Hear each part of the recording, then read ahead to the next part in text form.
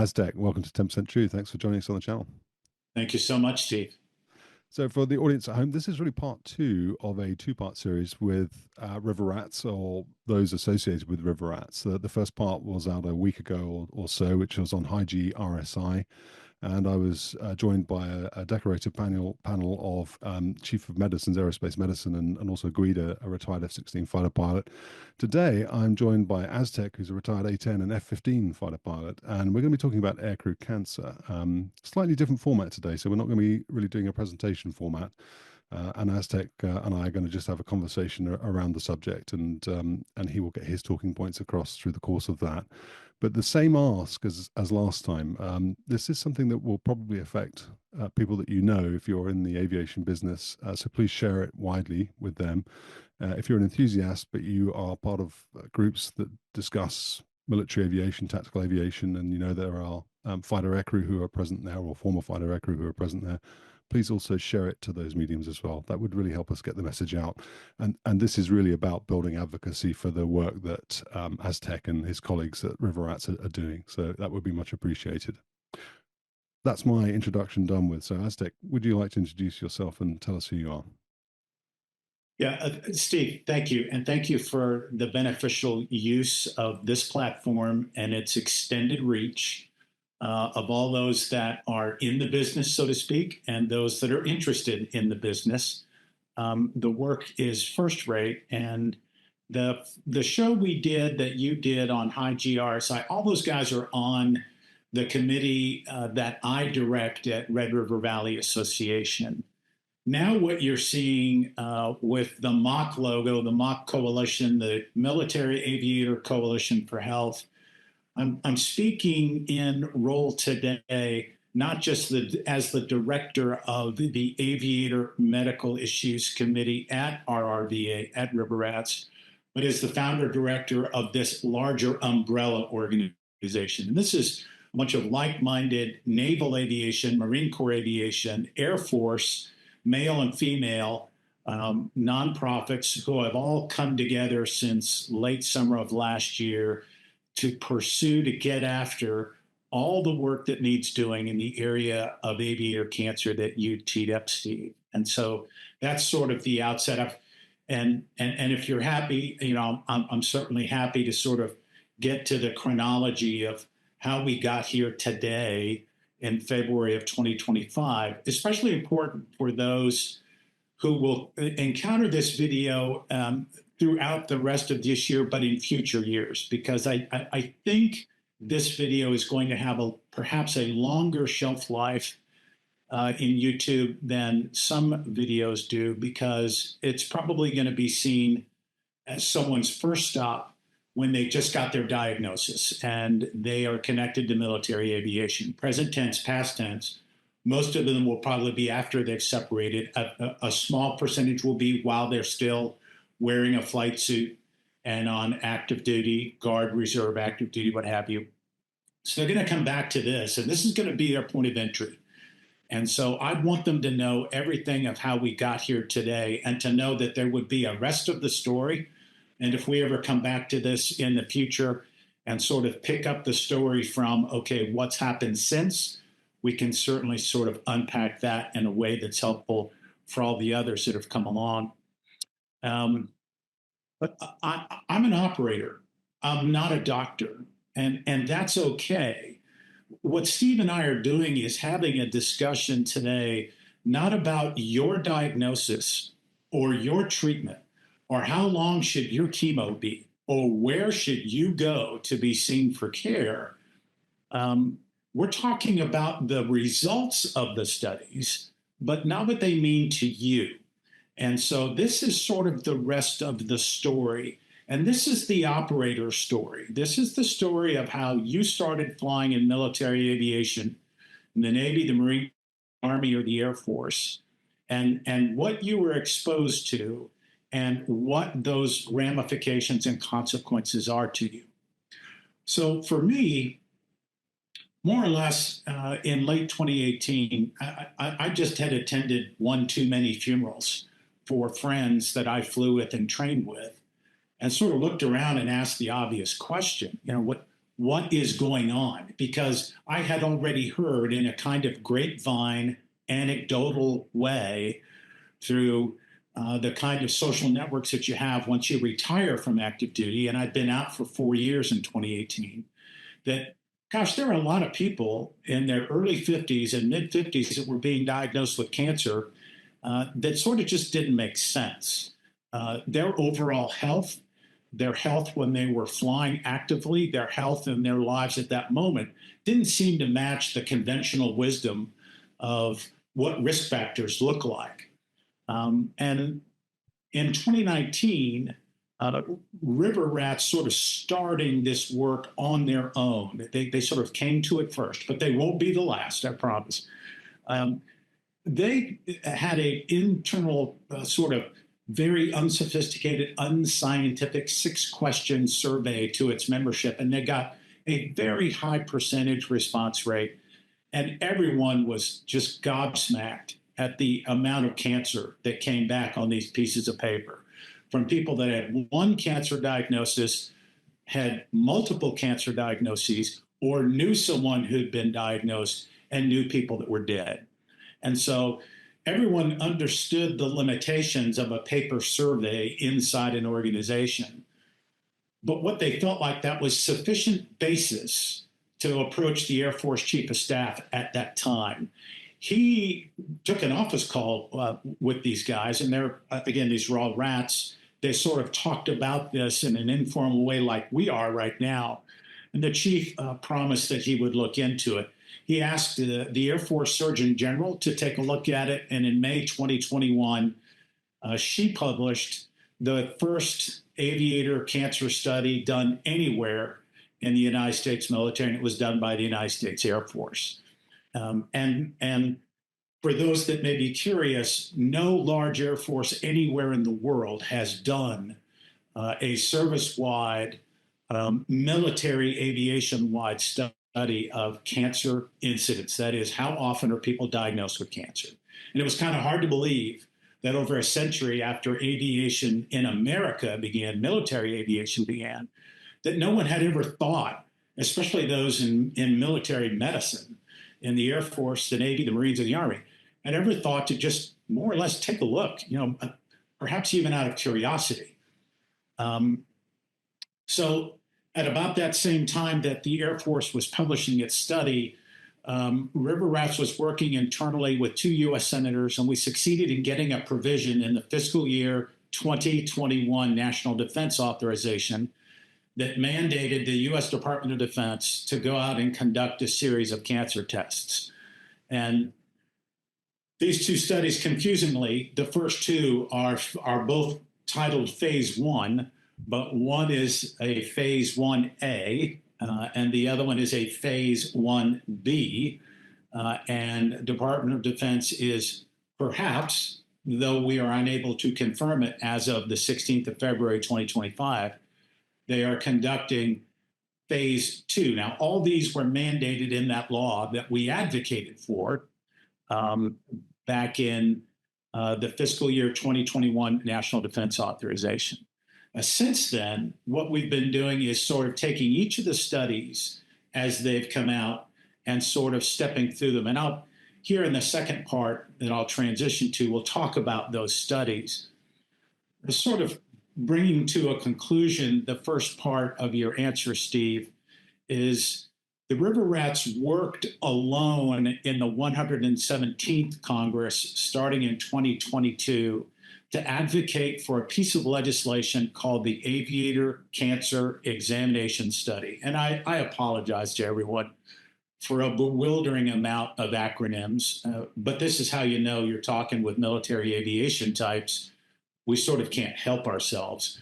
But the ACES Act would ask the National Academy of Sciences, Engineering, and Medicine, which is a federally funded think tank here in Washington, D.C. And they're the U.S. Congress's go-to organization for studies like this. And they have a long, rich history in veterans health research that goes back to Agent Orange era, that is the 80s and all through the 90s and then farther back. So these folks are are not ingenues when it comes to understanding big research questions and where they meet large groups of veterans, in this case, veteran aviators. One of the things that we noticed when we first started out in the 117th Congress was that we were getting a lot of questions and that we needed to sort of change our grassroots advocacy, which we continue to this day. In the 118th Congress, the one that wrapped up at the end of December 2024, we almost succeeded in getting the legislation out of the starting blocks. But unfortunately, we encountered a professional staffer who did not agree with us on the urgency and the rightness of our approach. And she put a hold on it. Here in the 119th Congress, which was seated in January of this calendar year, 2025, this Congress is sort of starting off differently. Our grassroots advocacy is starting off differently.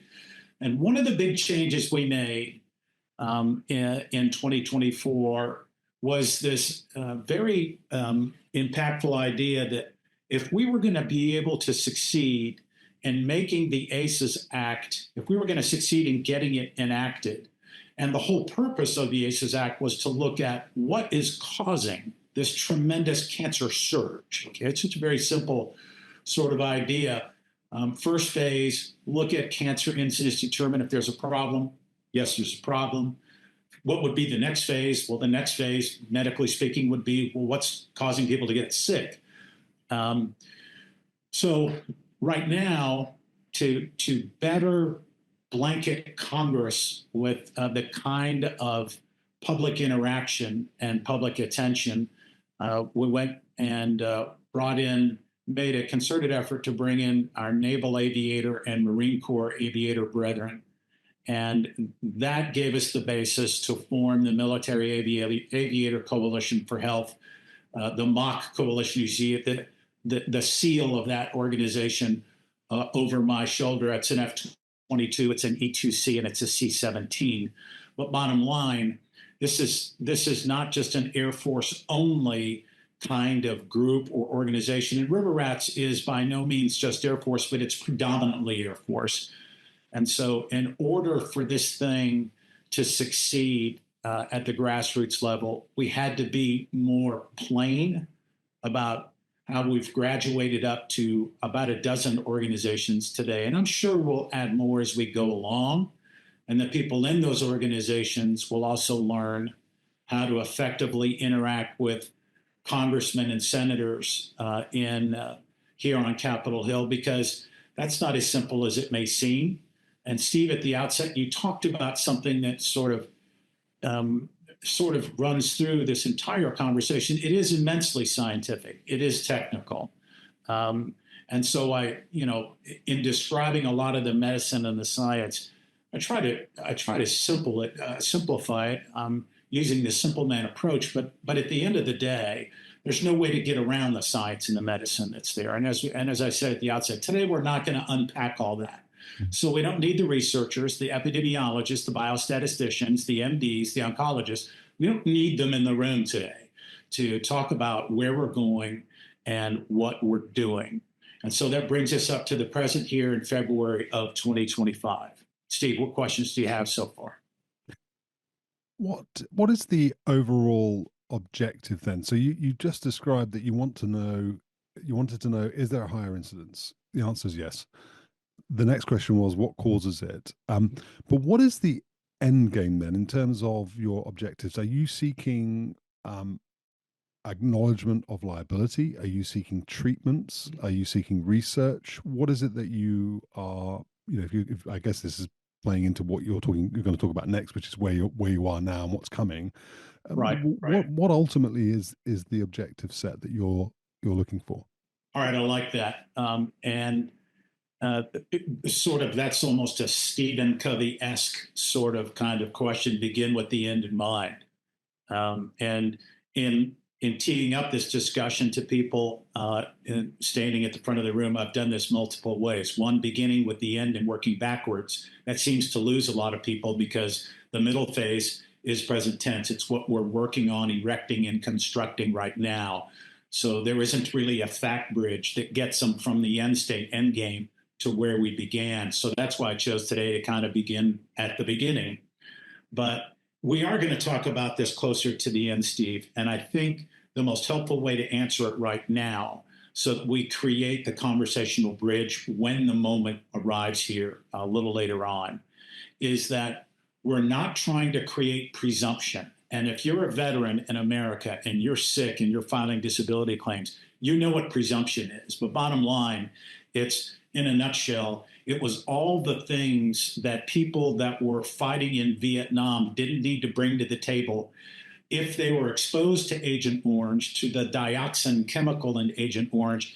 They no longer had to prove in a legal sense the validity of their claim once they proved from their DD-214 that they were anywhere in Southeast Asia in the contiguous waters within 12 miles of South and North Vietnam, et cetera, that they had a valid claim then in the eyes of the VA. And then they could move forward with, well, this is the issue that I'm seeking redress in this claim. So we're not here to seek presumption. We're not trying to create a presumptive class. But what we are trying to do, just quite simply, is we're trying to get to better outcomes. And when I get to the third part of what I want to tee up, Steve, if I don't talk about that or bring that up expressly at the outset, please remind me at that moment. Okay. Let me ask you a different question than Aztec, then maybe that relates more than to the, the flow of the narrative that you want to go through.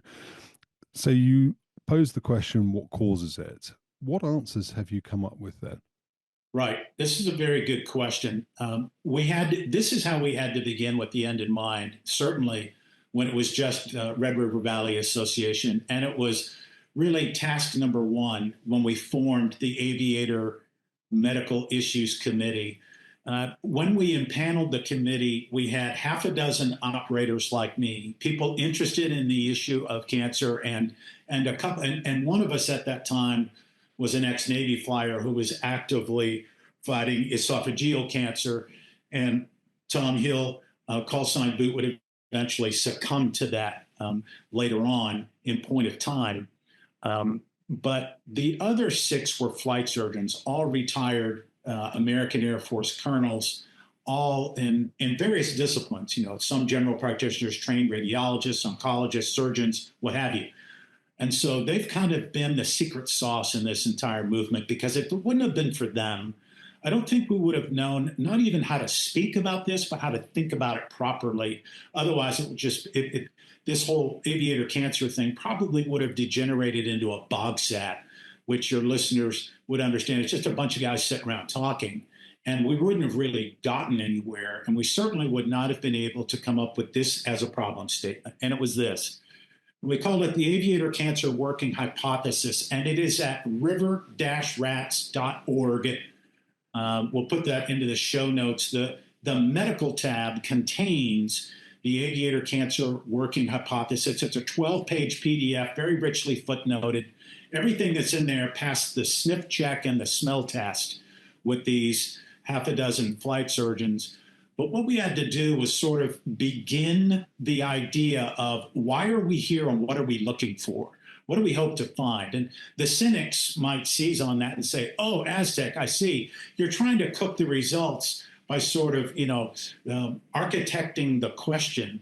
Well, at the beginning of any exploratory effort or any campaign, I think anyone is obligated to kind of say, this is what we're after. This is what we're looking for. And this is how, when we have found it, we'll know it, we'll see it, we'll recognize it.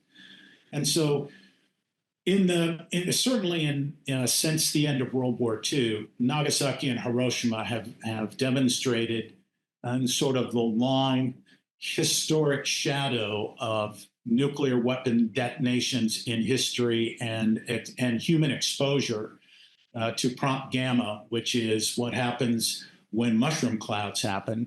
This is well taught in all of America's leading medical universities and in medical universities around the world. This is ionizing radiation.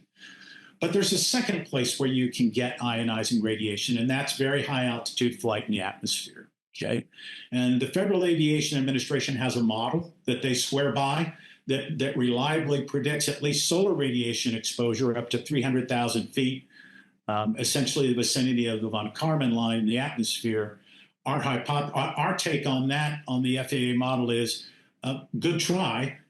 However, there has been insufficient documentation of people spending repeatedly over years, the same people spending time above 50,000 feet, certainly above 45,000 feet.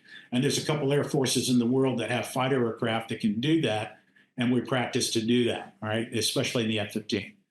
And then after that, we also had to take a look at non-ionizing radiation exposure. And what I mean by that is, what are the potential health consequences, human health consequences of exposure to high-powered emitters? What am I talking about? Well, I'm talking about high-powered radar antennas, jammers, and ground-based radars and jammers. And these things, insofar as we can determine, have never been tested. It has never been in a requirements document to determine if a APG-63 or APG-73 or APG-82 at certain power levels and certain distances for certain periods of time is sufficient to alter DNA at the chromosomal level, which is the kill mechanism for ionizing radiation, and that's how cancer starts, okay? And so we state this in the hypothesis. It's a humble document. It's not a prediction. It's not saying, hey, if you guys go look there, guarantee this is what you're going to find. How could we possibly know that? Because the prime directive in this entire effort since 2019 has been, we go where the science leads and nowhere else, which tends to titrate out all of the wing nut theories and all of the pet rock theories. And then we just kind of sort of sit on the science. So that document, I hope, Steve, is the answer to your question. What about things like OBOX? I'm sorry? OBOX, onboard oxygen generating systems. Yeah. Breathing chemicals. It's important to concede there are some things out there that aviators in all of the armed services, probably more so Air Force, Navy, and Marine Corps, given essentially when we talk about something like OBOX, and certainly spend more time interacting with and encountering. There's also things like PFAS. There's also things like aviation fuel. There's a lot of things that we think ultimately are going to need a fair scientific hearing that is probably a study focused on just that thing. But that's not what we envision in the ACES Act necessarily. But as we said, if we follow where the science goes, and the National Academy here in Washington, D.C. says, wow, we knew that these things were carcinogenic and typically found only over there, but we're finding them all through Naval Aviation and Air Force Association and at concentration levels we were not aware of, then certainly, like everyone else, we're going to read that for the first time in the study report, and we're going to be informed by whatever that is.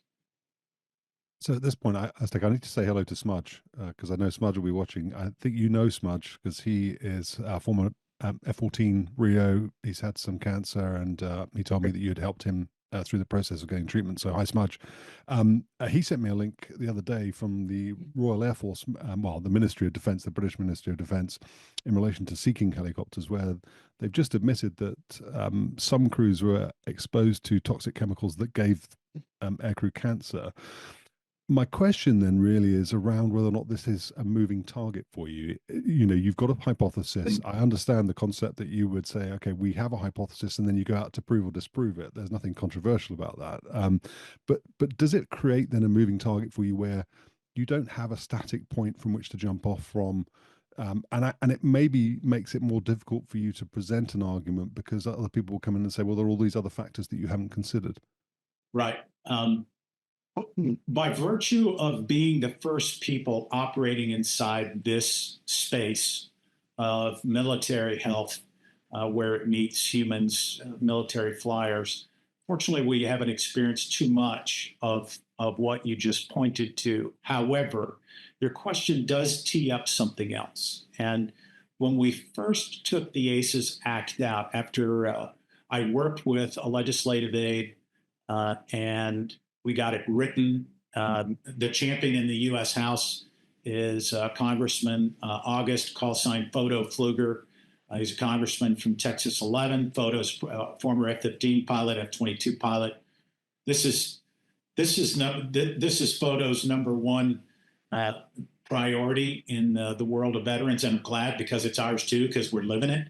I've got another guy on the committee right now with a stage 4 prostate cancer diagnosis who crashed out of his trial at the end of last year.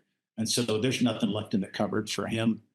And another fellow that I know, Navy P3 pilot, who crashed out of his clinical trial at the end of late last year, and there's nothing for him. One of the things that was a headwind that we were tacking into in the 117th Congress was a question. How come you guys aren't talking about cancer diagnosis among the helicopter communities of the Department of Defense? And the National Academy, when we first took this idea of a big research project to them, which you're obligated to do it ahead of time, like, hey, this thing's going to be coming in your email inbox. Want you to know who it was behind it, but this is kind of what we're asking, okay? And if you have questions, here's where you can find us, okay? One of the things they made clear when they looked at this big research idea is, Aztec, you may be, in epidemiological terms, trying to the equivalent of boiling the ocean here. And here's why. If you lump all the rotary wing communities of the U.S. Department of Defense, and where does most of that rotary wing capacity lie in the U.S. Department of Defense? It's in the Army, number one. It's followed by the Navy, number two. Number three, the Marine Corps. Number four, the Air Force. Okay. Plus or minus a few tails. But the whole point was, their take at the National Academy was their operating environment is likely not the same as fixed wing aviators. And so our concern here is we can do this, but now we're not really sure. Are cancer rates among the helicopter air crews pushing around fixed wing cancer rates, or vice versa, which would be hard to tell inside of a study, okay, without a deeper biostatistical look. And they didn't want a study that would be that complicated to read or that potentially controversial. So they recommended that we bifurcate this thing and we do it one piece at a time. They didn't prescribe to us which one we'd pursue first, but they started out as a fixed wing effort. And what we say to the rotary wing communities that may encounter this and may watch this is, where are you guys? We need you. Because after we get the ACES Act enacted, the very next go-do, if you ask me, is to launch a U.S. Department of Defense wide, that is all 4 armed services, everyone that operates helicopters. We need to go and map cancer diagnosis, cancer incidence among all of those flyers, regardless of fleet, regardless of seat, commissioned, non-commissioned, warrant, whether you flew, you're in the back, you're a door gunner, you're a crew chief, it doesn't matter. And it's the same thing in fixed wing. So I'm glad for your question, because that's an important distinction that I'd want to get out here at the outset. Aztec, I don't want to derail you. I know you've got a particular focus and you're advocating for Aircrew, but can I ask you, I was going to ask you at the end, but I'll ask it now because it feels like a natural point to put the question in. I know quite a few guys who are maintainers, and they, especially guys who worked in the NITA, the Nellis test and training ranges, Area 51, Tonopah. And of course, there were a load of nuclear tests there through the 50s and 60s. And I have a friend, he told me this amazing story where he said they were in the desert looking for a landing site. They were flying MiGs and he was looking for a landing site, a dead stick landing site. So it was him and another guy in flight suits looking at this dry lake bed. And he said these 2 guys in hazmat suits walked past, radioactive type hazmat suits walked past, and they looked at each other and said, well, why haven't we got that protection? But the serious question is, and again, not to derail you from your core discussion, are you also going to be able to bring in some of those guys? I know that some of them are having real problems getting the Air Force to acknowledge that, or the VA to acknowledge that they were stationed there, because they have data masked responses in their Air Force records that says we can't tell you where you were, even though you know where you were. We can't tell anybody else where you were. Are those people that you will also bring on to this journey with you at some point? Can you foresee that being a possibility? Yeah, this is another example of where the academy kind of said, "Hey, Aztec, if you are going to get there, attempting to get there in one big bold move to bring along everyone, you're probably going to endanger the biostatistical and scientific integrity of at least the first study you do. So let the fixed wing cancer studies get done correctly, so they can be a sort of proof of concept of how this ought to be done by others, and then we replicate that in the rotary wing community, and then replicate that in the what I would euphemistically just call the maintainer community. All those people that worked under the shadow or close to the shadow of the aircraft. I want to sort of draw a big bold line here. Those people on the flight line versus those people off the flight line. I'm not talking about those people off the flight line. I'm talking about those people on the flight line. And if anyone feels hurt by that distinction, I apologize. But for the time being, we've got to draw the line somewhere so that the studies get designed and they tell us meaningful things, and they ultimately don't be, they are ultimately not controversial, or we don't dilute them somehow at the outset with perhaps a question that's too broad or too bold. Now, the DoD's, the next thing I wanted to tee up was the studies themselves. And the Phase 1A study of 2023 incorporated maintainer personnel in it. So I'm happy when we get there, I'm happy to talk about that and tee that up, because I think, like you do, this is something that merits some discussion. Okay, let me ask one more question, Aztec, Sure. before you go there, and maybe this will cue you up for that conversation. Can you describe a little bit about what you see in the data? So you said right at the beginning that you had river rats, you had gone out and polled your members, and you were astonished to see, a great number of people respond to say that they had experienced cancers or they knew somebody who had. Are you seeing any particular trends or characteristics in that data? So, would you, when we did the high GRSI thing, it was pretty straightforward. Crack Bear and Flash were talking about the older guys who flew 7.33G aircraft would have some problems, but the guys who've been flying F-16s and sustaining 9Gs, they definitely have problems. Right. Do you see the same sort of thing where, old guys who flew F4s are not coming through the same sort of cancers as guys who are flying F-15s and F-16s and other X-band radars? Nowhere in our science or our medicine yet do we have that granularity. Okay. This is what a lot of people it's a natural question, I think, to ask. We're just not there yet. It's early days, which implies we have this starting position, and all I can see, candidly, is getting the ACES Act done, and 2 or 3 years after enactment, reading the dry ink on the paper, and then asking myself, what are all the follow-on studies that this report would naturally point us toward in a sort of parent-child relationship? And I think the scientists and researchers themselves are going to agitate for that. I think in degree, the Department of Defense will not do it willingly. They're going to have to be compelled. And if there are people in the Department of Defense that listen to this and they disagree with me, well, then I have to say, the Air Force put out its study in 2021. You, DoD, put out your first study in 2023. Why is it in 2025? Are you still silent? I mean, what are you waiting for to talk about? When are you guys going to get out front of this human health issue? Because we're kind of, our patience out here is wearing thin. And that's one of the things that your question teed up. Here's the second thing.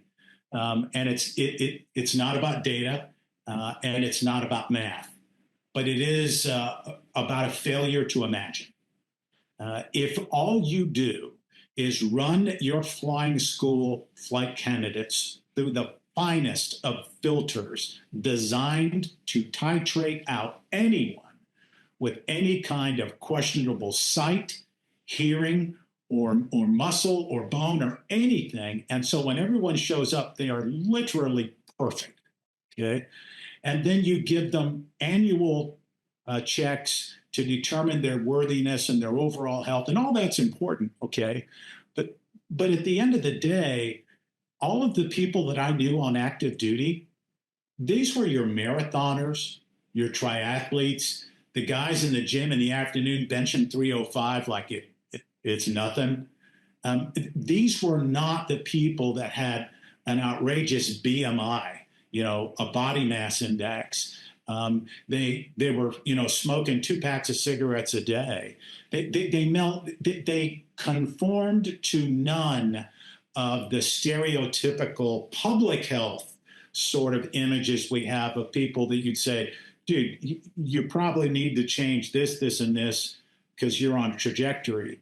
When all of us were meeting all the performance milestones in military aviation and then getting sick earlier than people were in the US general population with the same cancer, these things is what drove those guys in 2018 and 2019 for that study way back then and that initial encounter with the Air Force chief back in that era.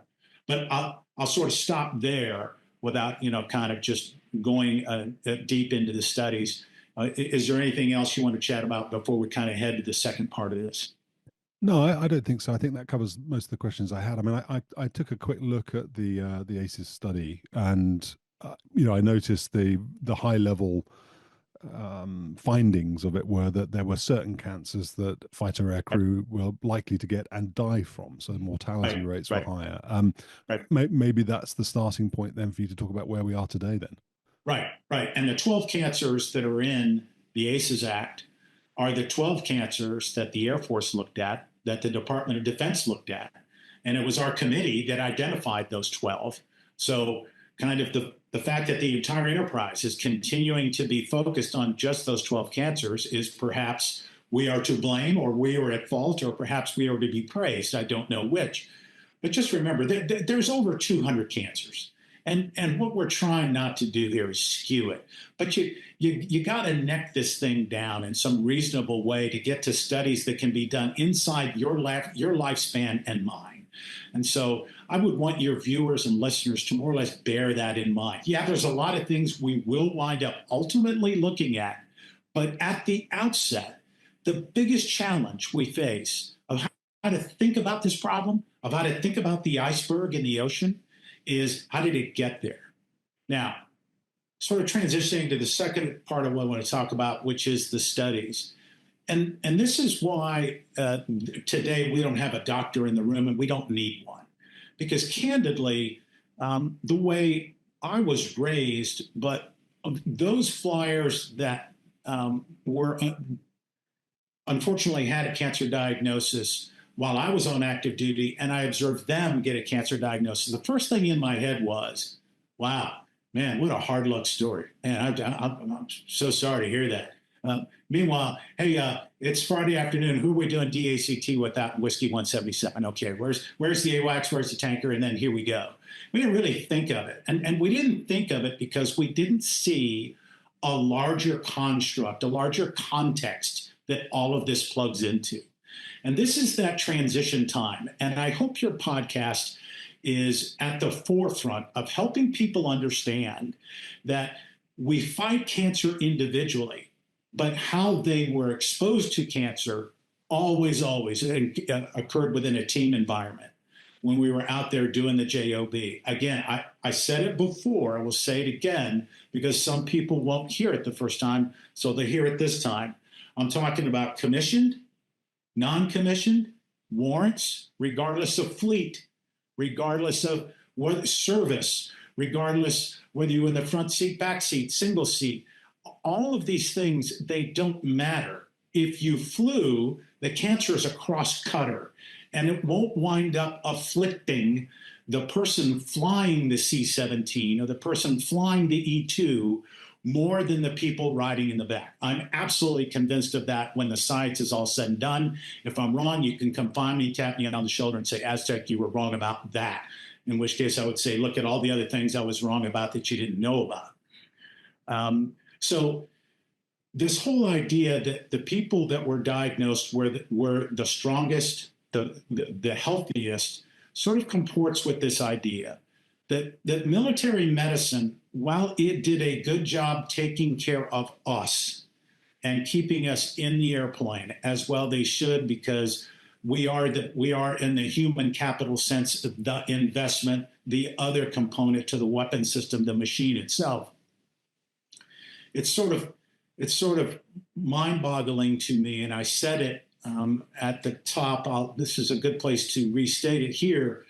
How is it that, given all that we've known about how cancer is changing in the broader U.S. society writ large, how is it that no one developed a sense of intellectual curiosity and said, I'm wondering if we ought to do a baseline study?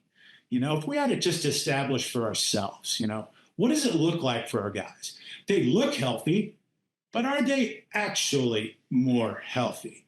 And this sort of, all of these numbers, and I'm going to go through a few, they're disappointing because you sort of ask yourself, how did we get here? Well, cancer was hiding in plain sight. And it was hiding in plain sight because people fight cancer not on the flight line, but in cancer wards tens or hundreds of miles away. And when you're on the flight line, you don't see those people and they don't see you. Okay? And when you die alone. And we get news that you died and we go to your funeral. But what we don't do is we don't see this as a larger context. Bearing in mind that 45% of all cancer is caused by exposure, no one hearing about anyone else's diagnosis ever, until now, completed the mental thought, which is, holy cow, that's my exposure too. I wonder if that's what I'm looking at. And this isn't being a drama queen moment. This is just asking straight up the intellectual truth. That guy, she's got cancer, he's got cancer, she's got cancer. We're all exposed to the same thing. We're all exposed to flying the same airplanes off the same flight line, and we've been about the same places in our careers, plus or minus. Some people have more flight hours, some people have less. So these are the larger questions. They're nearly philosophical, Steve, and they're certainly not going to be solvable inside any of these studies. But they were the questions at the outset that the committee then, when only Red River Valley Association was thinking and working actively on this. These were some of the sort of big questions that were animating us, that were pushing us forward. And they're the ones that I continue to ask, because every day there are new people coming to this that weren't around with us 5 years ago, that haven't read any of the military aviator cancer article series that's over at medium.com that I wrote over there, that sort of talks about the key moments and key points within this larger military aviator cancer advocacy campaign. But I think this is probably a good time to just kind of do just a drive-by, kind of a 20,000-foot view of the three studies. But before I do that, Steve, do you have a follow-up you want to ask? I do, but I'll save it for after you've talked through them. So one of the things that was curious to me was that you talked about how you're an operator. Somebody in the squadron gets sick. You say that sucks to be them, and who are we flying DACT against, and so on and so forth, and just the general idea that to do the job that you did, you have to have it won't happen to me mindset. That right. It'll happen to somebody else. Someone else will fly into the ground. Somebody else will have a midair. Somebody else will die in combat. Whatever, it won't be me.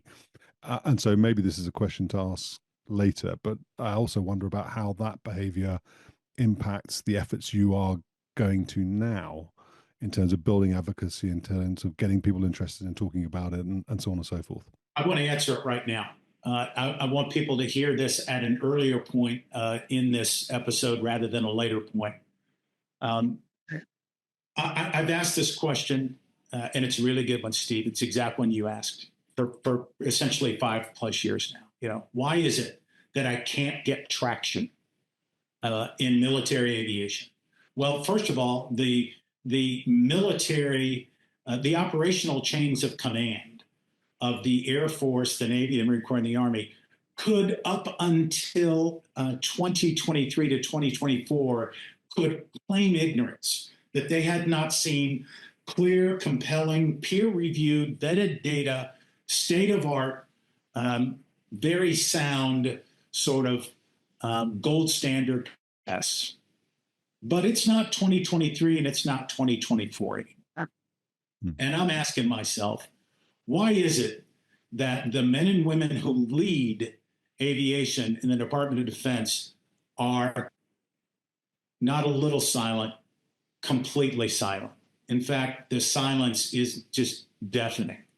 The second thing is, in typical medicine style, we don't have specific indications, but in the military medical chains of command, there's chatter, but there's no out loud conversation. There's certainly nothing being published. And there's no moment that we could find recently where flight surgeons have gathered all of the flyers in a group or a wing together and said, hey, it's Friday afternoon, it's been a long week. Let me tee up this idea of cancer, and let me walk you through what's going on out there in the world and what I, as your doctor, think it could mean for you. No one is doing this, to our knowledge. Again, this is mid-February 2025.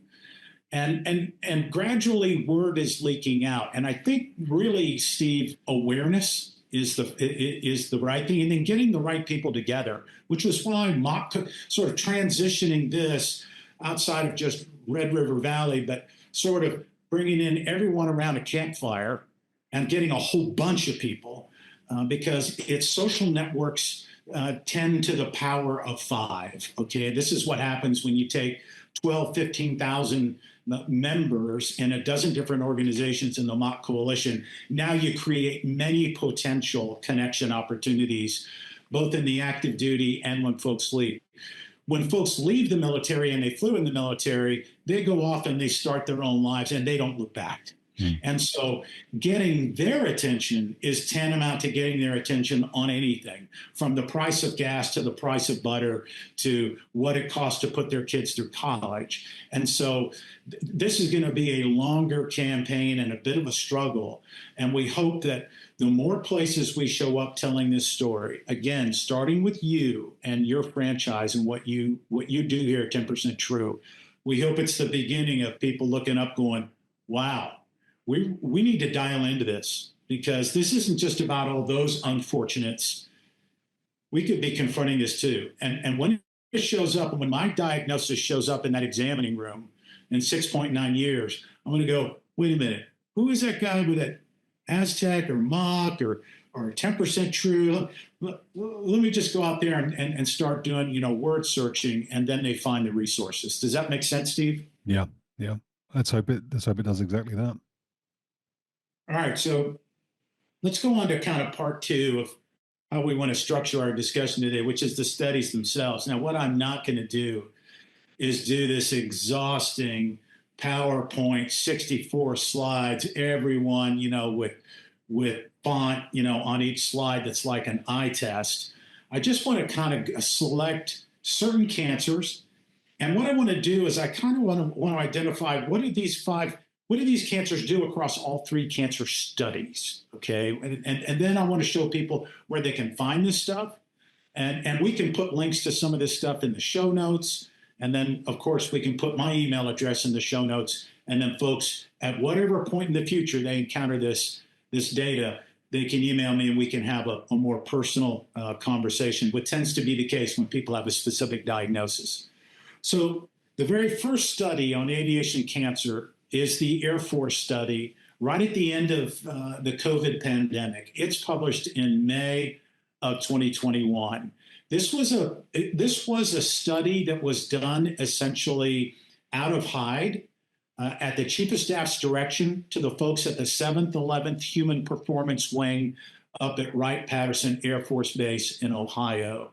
And the Air Force Surgeon General of that time, were I to meet her, I would shake her hand and thank her immensely, because on top of all the other things that the military was doing, like COVID, they managed to create some number of hours in the day to look at the medical records of 34,000 flyers that started in 1970 and went all the way forward to 1994. Now, in the parlance, and I said this wasn't going to get too medical, technical focused, and I meant it when I said it, this is called a longitudinal cohort study, and it is considered the way, with a capital T. If you want to be serious about studying the incidence of anything, you go longitudinally, that is across time, and it's sort of linear progression. So here's the Air Force study is 34 years, and it looks at 34,000 flyers, but only fighter flyers. Okay, so there were a select number of weapon systems, and what they found in that one was sort of echoed in the two big studies that followed. So the Air Force study, big picture, and I will get to some findings once I sort of walk you through how all three came to be. The Air Force study was just airmen, but what we had to do was get a joint study, because aviation is joint in the Department of Defense, but cancer doesn't care if you're an airman or a sailor. And absolutely, it's a cross-cutter. And the more, sort of the farther along we go, our sense is that the causation is cross-cutting across all fixed-wing communities. So the fiscal year 2021 National Defense Authorization tells DoD to go study. You got to tell DoD to study this because, my friend, they're not going to do it willingly or on their own. And I don't mind saying that out loud. And so in May of 2023, the Phase 1A study comes along, 156,000 medical records, 156,000. There's not a Department of Defense with an aviation capacity as big as America's anywhere in the world. So if you're a smaller Department of Defense and you're smaller military aviation in nation A, B, or C, you can probably look at these and ask yourselves, gee, I wonder if we can extrapolate these to flyers in our air forces, in our military. Now, that's an open question, a rhetorical one that I'm not going to address here, but it's a valid one considering the integrity of the research. In this particular study, the Department of Defense was told in the legislation, we want you to look at two populations. We want you to, actually three. The third population over here is going to be the US general population. And so every cancer study is indexed to a rate of cancer for a specific kind of cancer as it occurs, as documented in the annual reports to Congress by the National Cancer Institute and the National Institutes of Health. All that stuff's online, okay? The other control group, the other group that Phase 1A wanted the pilots to look at was the flyers themselves, okay? And the third, and the thing that was new was, oh, by the way, look at cancer diagnosis rates for those that work in the shadow of the airplane. And Steve, this came back to a question that you proffered at the outset. And these two are very interesting. Those that work under the shadow of the airplane, by and large, have rates of cancer that are substantially lower than those that flew, which leads us to deduce that whatever flyers are being exposed to, it's not on the ground. Now, this is a deduction, and I don't have data, but I can look at the Phase 1A data and open it and be honest and say what I just said. I'm deducing it, okay? The interesting thing about those that work on the flight line is they weren't intended to be a control group, but they became a control group when we looked at them separately. And there were certain cancers that they had that were in line within 1 or 2 percentage points of the US general population, and a couple like thyroid cancer where they were elevated by 6 or 7%. I think that study is going to say important things probably about the rates of cancer for people that don't fly in the United States military writ large. Now, I got to be really careful. That's not people in armor units or infantry units or surface warfare officers. I got to be very clear at how limited what I just said could be and perhaps is from a science and a method perspective. There's a third study. It comes along. It's called the Phase 1B. This study looked at 138,000. So these are big studies. These aren't boutique studies, hardly. This one focused, you would say, more deliberately using the same analytic method as the Phase 1A, But in phase 1B, what they did was they went out and tried something different. Instead of looking at VA and DoD cancer diagnosis records, like what the Air Force did and the DoD did on phase 1A, in phase 1B, the Department of Defense went out and contacted the states. Now, in America, medical death data is balkanized. Good luck trying to, find it. There's no law that really is prescriptive, especially for military veterans that die of cancer. This is really very hard to aggregate because think about it. Unless you die in a military hospital or in a VA hospital, no one knows you're dead.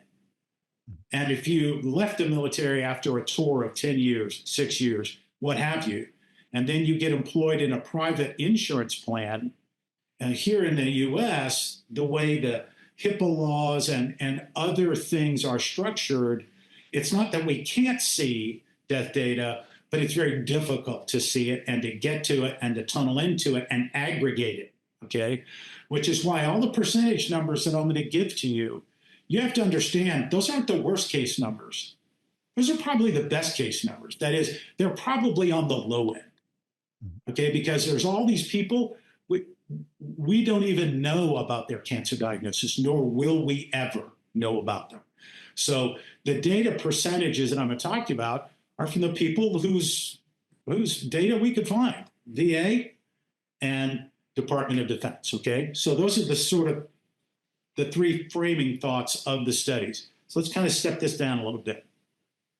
There's 12 cancers. I'm going to talk about 5. I'm going to talk about melanoma. I'm going to talk about prostate. I'm going to talk about female breast. I'm going to talk about testicular cancer.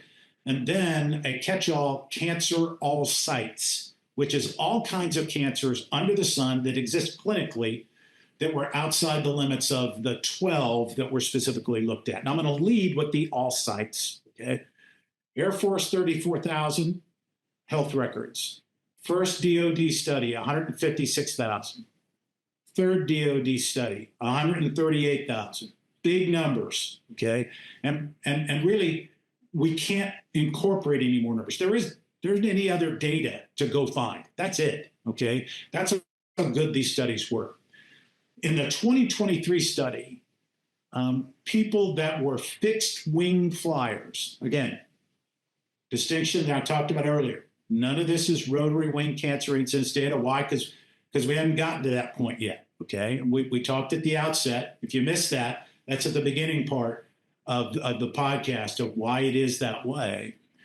But cancer diagnosis for all kinds of cancers is 24% higher for military fixed wing flyers than the US general population, 24% higher. If you're a biostatistician, that is statistically significant, but it's not even the biggest numbers. We're going to get to the biggest numbers, and those numbers are what I call eye-watering, which is a non-biostatistical technical term. It's kind of like a fighter pilot term. In 2024, remember that group that was looking more deliberately at those in the Guard and the Reserve, okay? Those people whose Guard and Reserve duty had them down at state levels.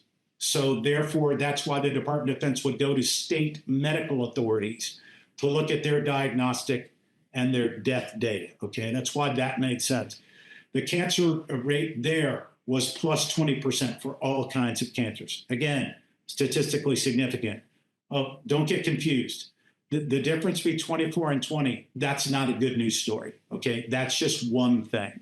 Now, we're going to look at the 4 specific kinds of cancers that I just outlined. I'm going to show you how some of these things are just basically off the charts. I'm going to start with female breast cancer. I think all of us understand, and increasingly over time, it's hard to find people whose lives in America have not been touched in some way by female breast cancer, the women in their families or in their lives, or people they know. So right now, arguably, in oncological terms, female breast cancer is, at a high water point in American general population human health. Well, the 2023 Department of Defense study found an excess 16% for female flyers for added breast cancer, on top the already elevated female breast cancer levels that are found throughout the U.S. general population. Already high level, 16% on top of that. And the 2024 study found 18% higher, so still very statistically significant.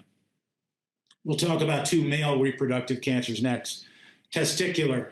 In the 2023 Department of Defense study, they found that testicular cancer was 10% higher than the U.S. general population. But very interestingly, in the 2024 Department of Defense study, it found testicular cancer 27% higher than the U.S. general population. Now, you can ask yourself, why is that?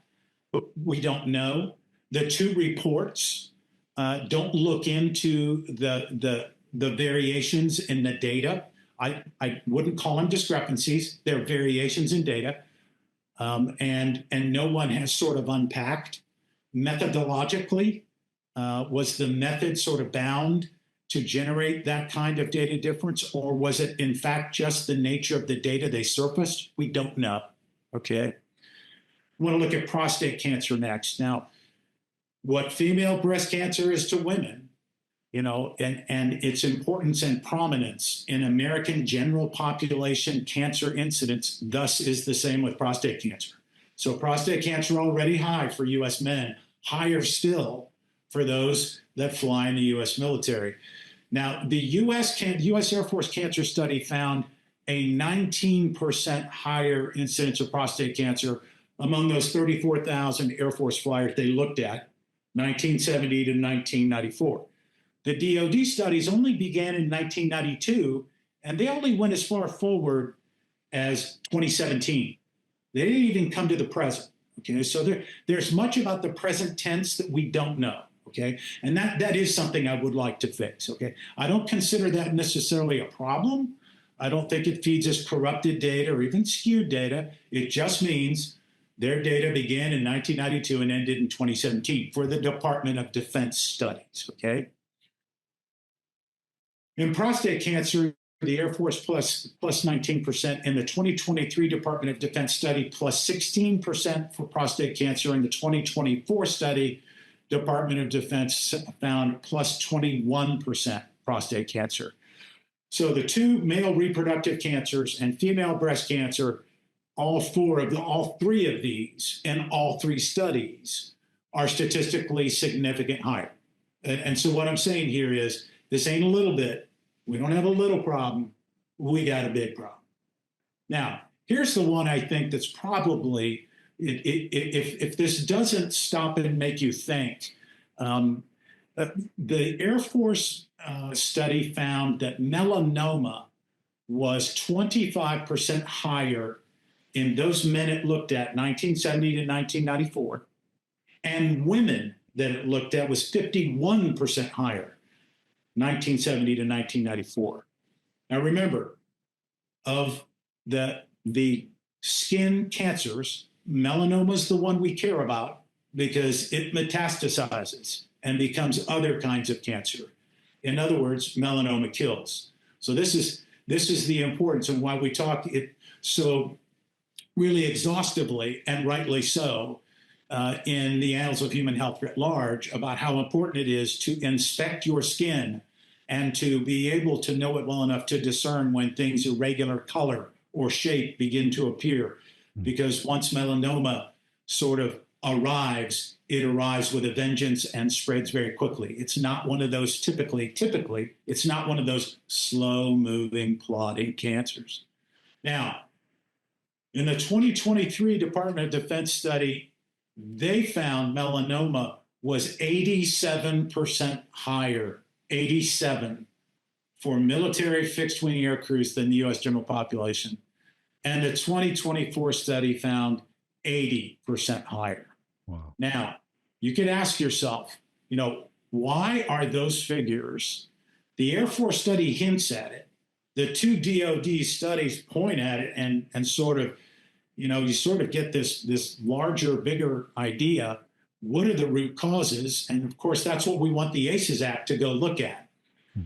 But as I had someone say to me once, who was a little bit of a, I'm not going to say this guy was a science hater, but he was the kind of guy that would look at a study and just sort of say, well, I personally disagree with it, therefore I don't like the science. But I had to point out that, this isn't attributable to aircrew members that spent all their time around the O Club pool not wearing sunscreen. It would completely trivialize the problem if we were to come up with something sort of off the cuff like that. But people will, and people have, in order to try to tell us that what's going on either was something we should have known better, or we could have changed. And of course, cancer has none of those levers or mechanism to attach to it. It just doesn't. Go to any reputable doctor and they'll tell you, yeah, eat the best diet you can eat, do all the right things, because that's great for general health. But the clinical data is very thin indeed that says certain kinds of these things will absolutely save you from a cancer diagnosis inside this life. And no one would say that. And certainly the Air Force and the Department of Defense aren't saying that in any of their studies. So that's just sort of does a limited look at those cancers and incidence rates of cancers. There are others, and there are others with incidence rates that are lower. And those are an idea of the size of the studies themselves. So before I get to an idea of, before I get to what I think the limitations of these studies are and what I would want people to know, Steve, what do you got for a question? Do you know then, so you said that you can't tell whether somebody has died, and you will never know whether or not that person or what that person's cancer diagnosis was. Are there any steps that you are advocating for to change that then? So as part of your current day approach, are you looking holistically at the problem and saying these are also things that need to be changed? Yeah, matter of fact, I just had a call yesterday with a couple of my trusted sources, and this very same idea came up, only because I've encountered people in this Congress in particular that have asked me point blank over the top of a desk or a conference table, Aztec, how many people are dead? How many are we talking about here? And it's a natural question when you think about it. It shouldn't offense the sense and sensibility, because we quantify virtually everything in military operations. And we always get to KIA. We always get to number of bombs dropped, number of civilians dropped, number of airplanes that didn't come home. We're very good at quantifying everything, but we're so not able to quantify this because we didn't build onto the front of it 2 or 3 decades ago as scientific inquiry and an entire investigative apparatus that would have by now begun to turn out reliable data on, well, just how many people are sick and how many people are dying. Because the relationship between those two, it tells us many different things. But for example, what it could tell us is, at least in military aviation, we care for our flyers aggressively. Does that mean that care is saving lives? Now, I submit to you, I think it does, but that's a back of the envelope kind of deduction on my part. I have no data to prove that, right? Now, one of the Department of Defense cancer studies boldly states, and I think unfairly, and probably they're out of line to say it candidly, is that, well, the good news is, paraphrasing, fewer military aviators die from cancer. As if getting a cancer diagnosis was a good thing. And it's no problem, we'll save you. Well, my response to that is, the only way I know to die from cancer is to be diagnosed from it. So if you're diagnosed with cancer, you're probably 51% of the way to your grave, okay? And notwithstanding those that beat it, and a year later, they're back in the cockpit, good on them, okay? But this kind of gets into something we teed up earlier, Steve, and I don't want to unpack it now. I want to say it to the end, because I said we would, which is, where are we going?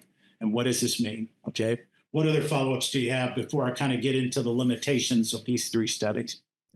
So do you know then, as a percentage? So you've been clear that this is not a discussion around methodology and the science and so on and so forth, but from a methodological point of view, you've described the size of the sample set as being significant, and therefore you can look at those results and know that they're meaningful. Yep. Do you have a sense of how big a data set it could be if you had, if the DoD, for example, kept the records of all former DoD employees, and you could stratify and work out how many Yep. fighter pilots there were?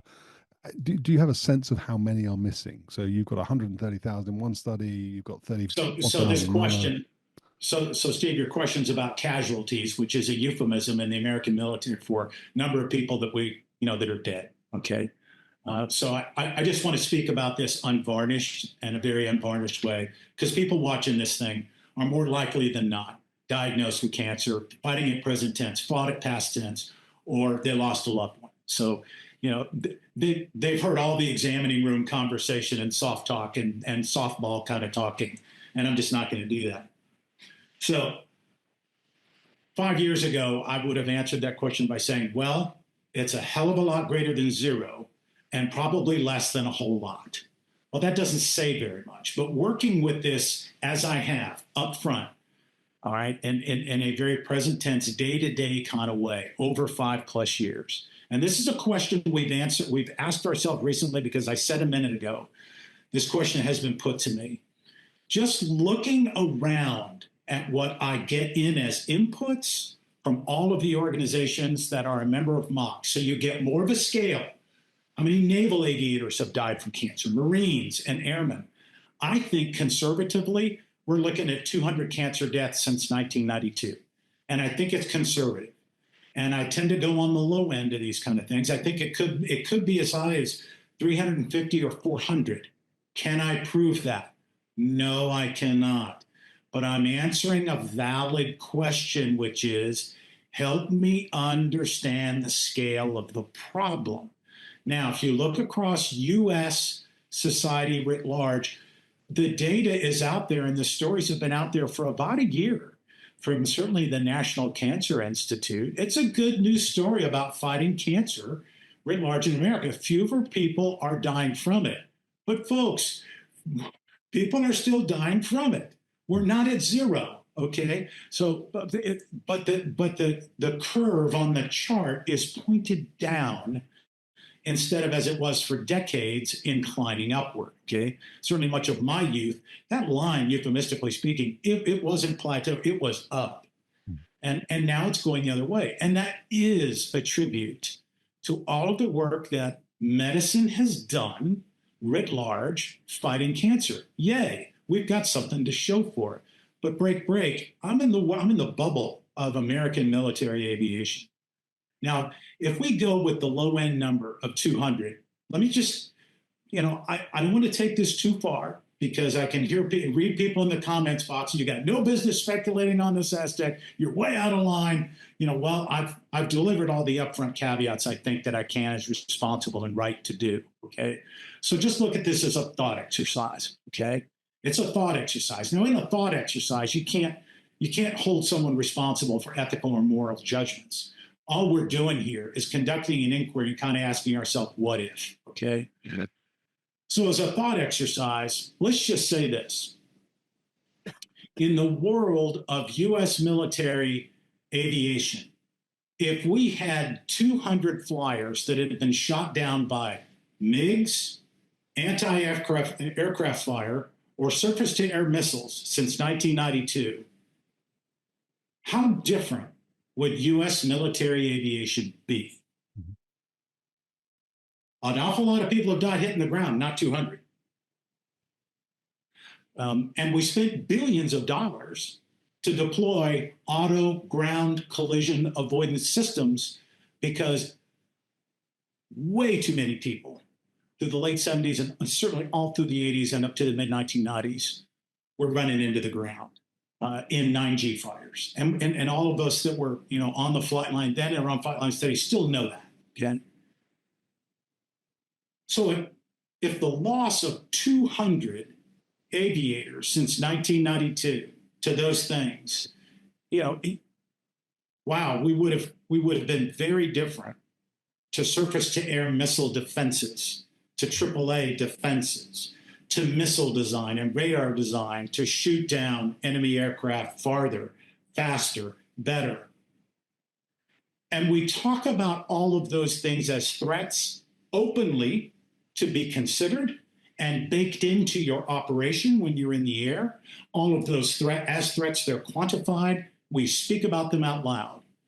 But we've got this thing called aviator cancer that may, again, thought exercise, taken 200 of us before it was our time. And we're not talking about it.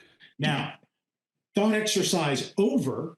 So now, if you're sitting in the room with me around the conference table and you just heard me walk you through that thought exercise, you don't go run out in the corner and say, Aztec said 200 people are dead. I heard it. No, you saw like, he took me through a thought exercise where if 200 people were lost to cancer, what that could potentially look and sound, and gee, wouldn't that make a difference to how we think about it today, or what we're doing today, or what we consider within the bounds of what ought to be done? Over to you, Steve. So I had to be a bit careful here because I know that, as you have described several times, people listening to this will be those people affected by it, or they maybe not now, maybe in the future, or they have been because they've lost loved ones. So I don't want to sound apathetic about it, but I wonder just out loud whether or not the answer to the question about why DoD is not doing anything kind of lies in what you just said. So we know that 1 in 3 women in the States at the moment will get cancer. 1 in 2 men will get cancer in the US at the moment. Let's say it's 200, 300, 400 even individuals who have lost their lives early through cancer as a result of their service and their exposure to radiation or whatever else it was.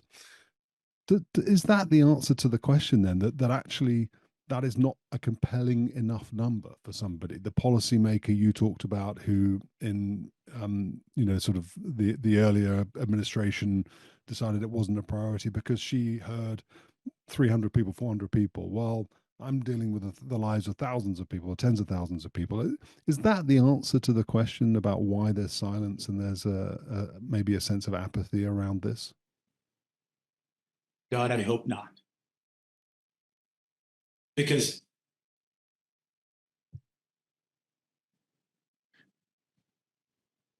the word dereliction comes to mind immediately. Just kind of flashed across my mind as a commander responsible for the lives of many.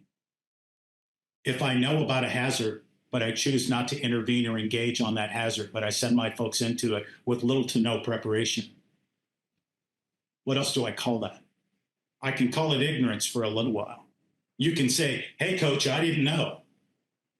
Well, I mean, after a while, you kind of lose the ability to ethically occupy that as a high ground point. After 3 studies in 4 years, fixed wing flyers are the most studied warfighter cohort in the United States military. Infantrymen, armor officers, SOF, SWOs, logisticians, they're waiting for their first cancer study. We've had 3 in 4 years. I don't understand how anyone responsible for aviation operations hasn't picked up the phone by now and called and said, we need to start talking about this, and we need to acknowledge, and we need to be real and level with our folks, because 200 is probably 199 too much. And so the ethics and the morality are troubling in that question. Not you, it's the question is troubling. And believe me, this isn't the first time I've heard that. Okay. I mean, I've had people come up in a crowded room and take me aside and go, Aztec, you're trying to kill military aviation. What are you doing here? I'm like, well, sure. And it was always a retired flag officer. First of all, you give me way more credit than I'm due. I don't wield that kind of influence. The work just isn't known that wide. But no, we're not here to kill any interest in aviation. What we're trying to do is get people to talk openly about it and take all the pressure out of it. And then if we can talk openly about it, then we can talk how we're going to mitigate it. Because we do the same thing defeating SAMs and the ground and MiGs and AAA and running into other airplanes that are up in the sky with you. I mean, we just spend so much energy on these 5 things, and collectively doing all of them at the same time inside, aboard our platforms is what makes American aviation the best in the world with a capital T. But we're not even going to engage on human health. And oh, by the way, we can engage on human health without breaking military aviation. And I'm totally convinced of that. And if we have time to talk about that, I'd be happy to unpack that. Is there a sense then? I mean, I'm just playing devil's advocate, right? So I'm just, sort of going through what might an administrator think about an administrator. So the first thing is that you talk about your responsibility to your men and women as a leader, but you're a cut above the rest. You are in a class of your own as an individual. You talked about earlier in the conversation about how you go through a selection process, and the physically finest, fittest individuals are the people that are allowed to then compete for a fighter cockpit, and then some of them get through and some of them don't. And to fly that machine behind you. Exactly. Which, by the way, Guid said something very rude about that I can't repeat. In the course Beautiful of this machine. podcast. I'm glad to see it. It's gorgeous. But so you're cut from a slightly different cloth, maybe to the standard administrator. But the other thing that crosses my mind, that comes to mind when I think about the points that you make with completely understandable passion, is that winning wars is the business of the military. So of course somebody's going to say, well, if we're going to have 200 aviators shot down by a SAM, we need to develop a jamming pod for it, or we need to take the SAM out with longer range missiles or whatever, because we won't win the war without it. And so the question I'm coming to then is, do you get then a sense that you are seen as an aviator, you are seen as disposable, as expendable? Expendable, yes. And in particular, once you're retired. Right. So okay. if you, yeah, we have the saying, and we used a lot at the outset, but we haven't used it frequently. 1,001 ways to die for your country, which kind of gets to what you were just saying. Look, here's the problem. In the American military, we give as much thought to our internal morality and ethics as we do to the application of force in war. And we're one of the handful of militaries in the world. Certainly, the English Air Force, the Royal Air Force is another, to draw upon a place where you're sitting this evening, where we apply great energy and to all consequence, and we apply great thought. I cannot imagine that the Department of Defense, knowing that cancer would be elevated, would just sort of look the other way, sort of like a very World War II-esque kind of like, hey, in a big operation, there's going to be some losses. Let's go straight on. We've graduated out of that because we're in an all-volunteer force now, where to produce, a fully matured F-22 fighter pilot who's mission ready, what are we talking about? $15, $18 million a pop? And if we want to keep that person around for a decade more, that person's going to wind up being a $50, $60 million human capital asset times the C-17 pilots, the B-17, the B-52 aircrews, the Hornet drivers, the E-2C, the E-2Cs. I mean, the list goes on and on. Taking a cavalier attitude would actually just not even financially make sense. If you want to get to, dollars and cents perspective, the military would want to talk about cancer to protect the investment, and to ensure the greatest number of people on active duty diagnosed return to the cockpit, okay, because those are sunk costs. And then for all the veterans walking down Main Street, the whole oath, if you will, the whole premise of President Lincoln after the Battle of Gettysburg in 1863 was, the Veterans Administration is going to care for you, and we will always be there for you, and we will not break faith with you. And breaking faith with me means telling me, well, I know you were exposed to some stuff, and I know you may get sick, but We got other stuff to do. Sorry. And I just can't see that in the America that I live. And so I just sort of lay this at the foot of ignorance more than anything else. And hey, to strike a charitable note, people are busy. People's inboxes are filled, not empty. And I spent 4 years in the Pentagon working my email inbox every day and then working my boss's problems on top of that. So I understand how this works, and no one has to explain it to me. So I hope I impact a little bit there, Steve, your question. Yeah. So there's no, you've been clear about, talking about things that are sort of hypotheses and deductions rather than stating them as facts or known things. So in your mind, then it does come down to ignorance. It comes down to people being too busy. It then comes down to you making enough of a noise to be able to bring this to the attention of those policymakers or those key holders or the gatekeepers or whatever whatever it is, the people that need to find out about this are. So that's what it is. It's not then, there's no conspiracy then. It's not because. Yeah, I can't get up and do this work every day, impelled forward, moved forward by conspiracy thinking or even anger or resentment. You do this hope for 5 years, not paid $1 every day. And I work on this an average of 40 hours a week. And oh, by the way, I got a day job and I got a family. Okay. Wow. So you put that much time into this project because you want to believe in the goodness of the people you're working with. And if you do, as if we in the machcoalition, we do enough good things, people will be able to say, I heard about you on 10% True. I read about it online at Medium. I heard over a conversation at a barbecue around a backyard swimming pool. I heard about it from a friend just diagnosed. That if we get to that point where we succeed at having that kind of penetration, if you will, that the rest of this thing is more or less as a set of tumblers in a lock, is all just going to start to rotate into alignment. And then suddenly we're really going to start getting somewhere very, faster and more meaningful and more demonstrable, if that makes sense. Mm.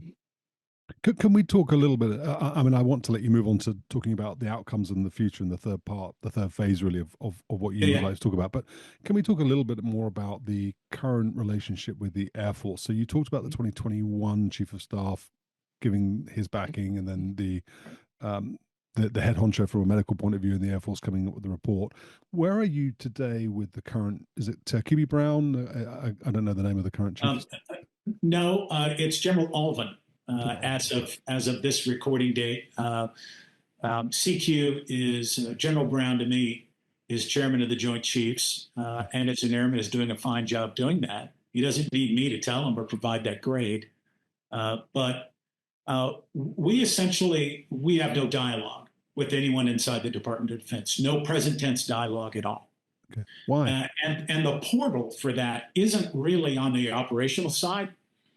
It would really be through the Defense Health Agency, DHA. They're headquartered right over here in Falls Church. I say right over here. I'm recording this from where I live in Northern Virginia, which is therefore Falls Church is right over there. And they're the ones that are responsible for doing these 2 DoD studies. We think they're doing a third one called the Phase II study, but we don't know anything about it.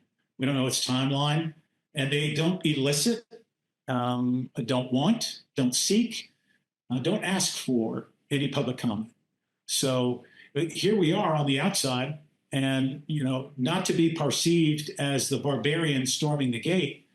And because I and some other ones at the leadership level of Mach, we kind of try to be a little more quiet and a little less loud. And we're not the types to bang on pots and pans.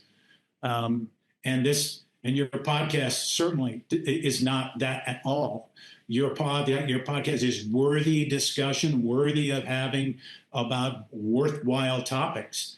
And certainly this is that, just like high GRSI. Yeah. So you've said that you don't subscribe to any conspiracy theories, but I'd like to ask you directly a question. When there was an F-22 pilot that was lost 15 years ago, and I have to say I don't remember his name. He was lost flying high altitude. I think there was an OBOX problem, and after that, I think the Air Force was evasive about acknowledging liability, and I think that then went back to the manufacturer of the OBOG system. Right. And so the question naturally that comes to mind, and again, I apologize because you said you don't subscribe to conspiracy theories, but I'd like to ask you, you don't think there's any reluctance to discuss this because it would involve manufacturers having to accept liability then? For, Hughes building the APG-63, they built all the radars, 70, 72, 77. You don't think there's an element of DoD having to say, well, we're not going to do this because it would impact the relationship we have with the manufacturers? Okay. Really good question. So let me just kind of parse it a little bit. Not to be evasive, but there are several threads in that question. I want to take each one at a time for the benefit of the viewers who will take this in. And in degree, you're going to have to connect the dots. You, the viewer, are going to have to connect the dots because we don't have all the science we need at this point in time. And Steve isn't privy to it, and neither am I. And if it was out there, I'd know about it. First of all, I think what we want to make sure is that here in these early days of aviator cancer, every plausible theory has a seat at the table. It is taken seriously. Plausible is the qualifier I put in front of that. And I'm not going to define it, and I'm not going to do a jail lawyer trick on you. I'm just going to say plausible theory, and I'm just going to leave it at that. Okay. Here's the next thing. It is early days and way too early to talk about, hey, you're responsible. No, you made that, you're responsible. I view that as completely counterproductive. And oh, by the way, it would become a distraction because the finger pointing relies on a kind of science and a kind of granularity we do not have and we won't have for quite some time. I mean, it's not like this is going to get here in May of 2026 if we just try hard. No, it's not the same thing as catching a train or riding a boat. But there is no moment in time when we know that kind of fidelity is going to get here.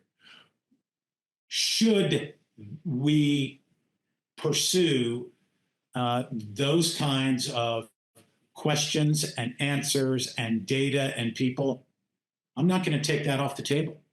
I'm not going to say no. We shouldn't do that. And by not saying yes, all I'm saying is we have to first of all enact the analytic agenda we have before we go off into these various digressions into these deep dives that maybe are only about one community in one service in one era of time. We're trying now to work at the global level, and we're trying to work top down at the problem. And if we go bottom up, it'll be 2070 before we're back here again. If we go top down, I'm convinced that in the next 10 years, we can come to the kind of insights that we all need, that certainly cancer victims need, the ones today and the ones that are yet to be diagnosed and their families. I think we're going to get there. I'm a glasses half full kind of guy here when it comes to this kind of stuff, and that's another thing that keeps me getting out of bed in the morning, Steve. Okay. One more question then before I let you carry on, and maybe Sure. this feeds into you talking about the future and the best possible outcomes. You described then various hypotheses around what can cause it. So ionizing radiation, flying at very high altitude, being exposed to that solar radiation, the radar in the aeroplane, emitters, jammers, whatever, that kind of thing as being the sort of thing that will cause this. Mm-hmm. And you described then this sense of astonishment that nobody had thought to sit down and say, well, let's measure it. Let's understand, what the impact on an individual is if they sit for 3,000 hours behind an APG-63, what that's going to do to them, let's say. Right. What does testing and understanding and evaluation look like to you then? Is it that straightforward that actually what you need to do is petition people, APG 82 and the new Strike, well, in the Strike Eagle, the new radar on the Strike Eagle, to sit down and do a study on that particular radar Right. and say, Okay, okay, good question. Do you remember I told you about the conference meeting where the retired general came over and grabbed me by the arm and pulled me aside? This was his concern in a nutshell. okay, He looked at this as just a morass. And I said, sir, you're looking at you're looking through the telescope the wrong way. Now, general officers, whether they're active duty or retired, don't like being told that. Okay. So that didn't go over very well. So I didn't leave it at that. I said, look, you're looking at a telescope the wrong end. If you rotate it and look at it the other way, what you find is that we're not asking military aviation in America to change and become that which it's not, but to make people aware day one in flight school, when you sit down and the flight surgeon comes into the room and the flight surgeon says, hi, this is where I live.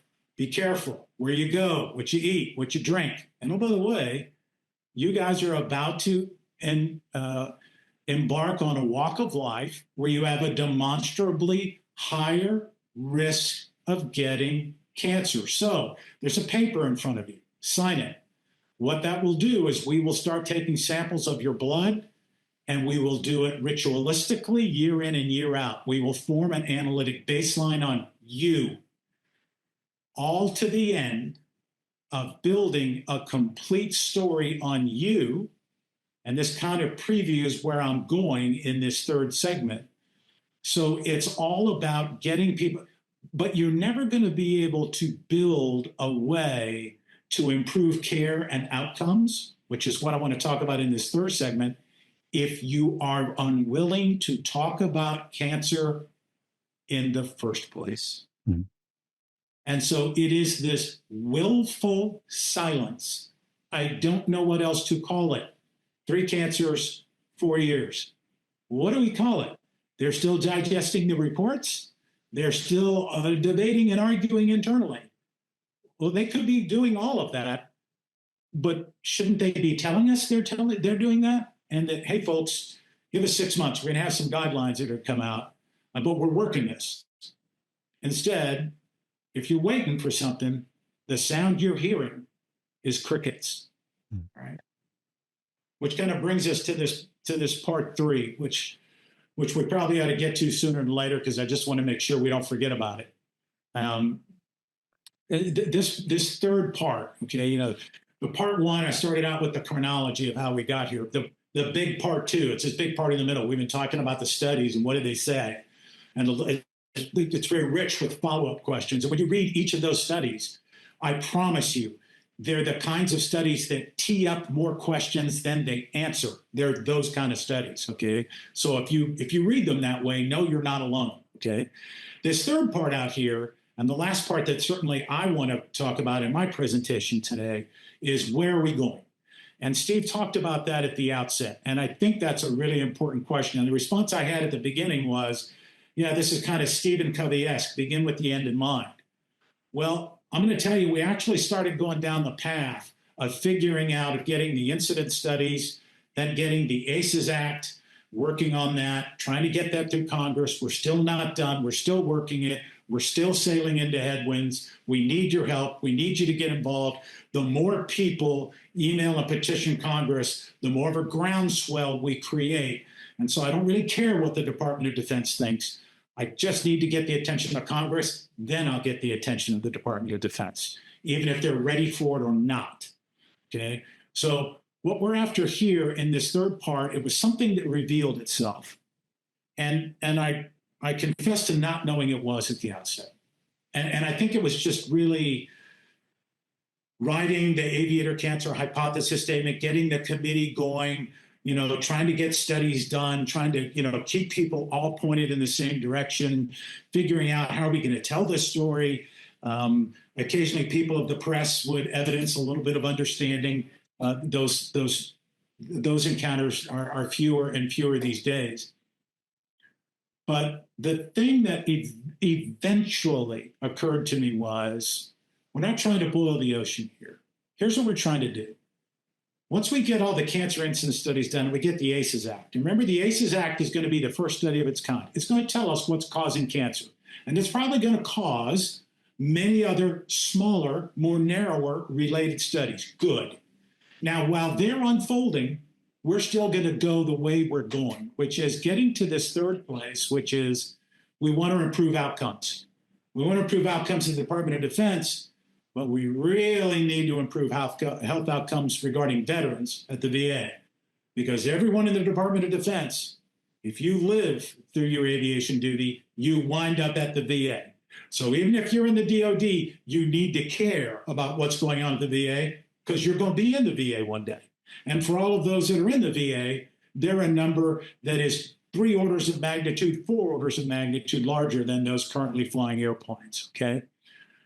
So when I mean improving outcomes, I mean this: earlier cancer detection, earlier.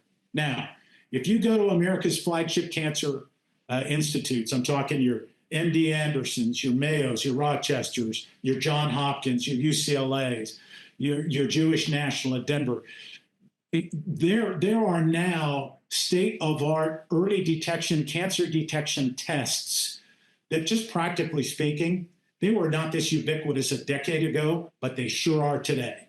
And there's a lot of reasons why oncologists want to administer those kinds of tests to you, even though you've already come through the door with a cancer diagnosis. You don't go to those places, for them to check on. You go there to be treated with a present tense diagnosis, right?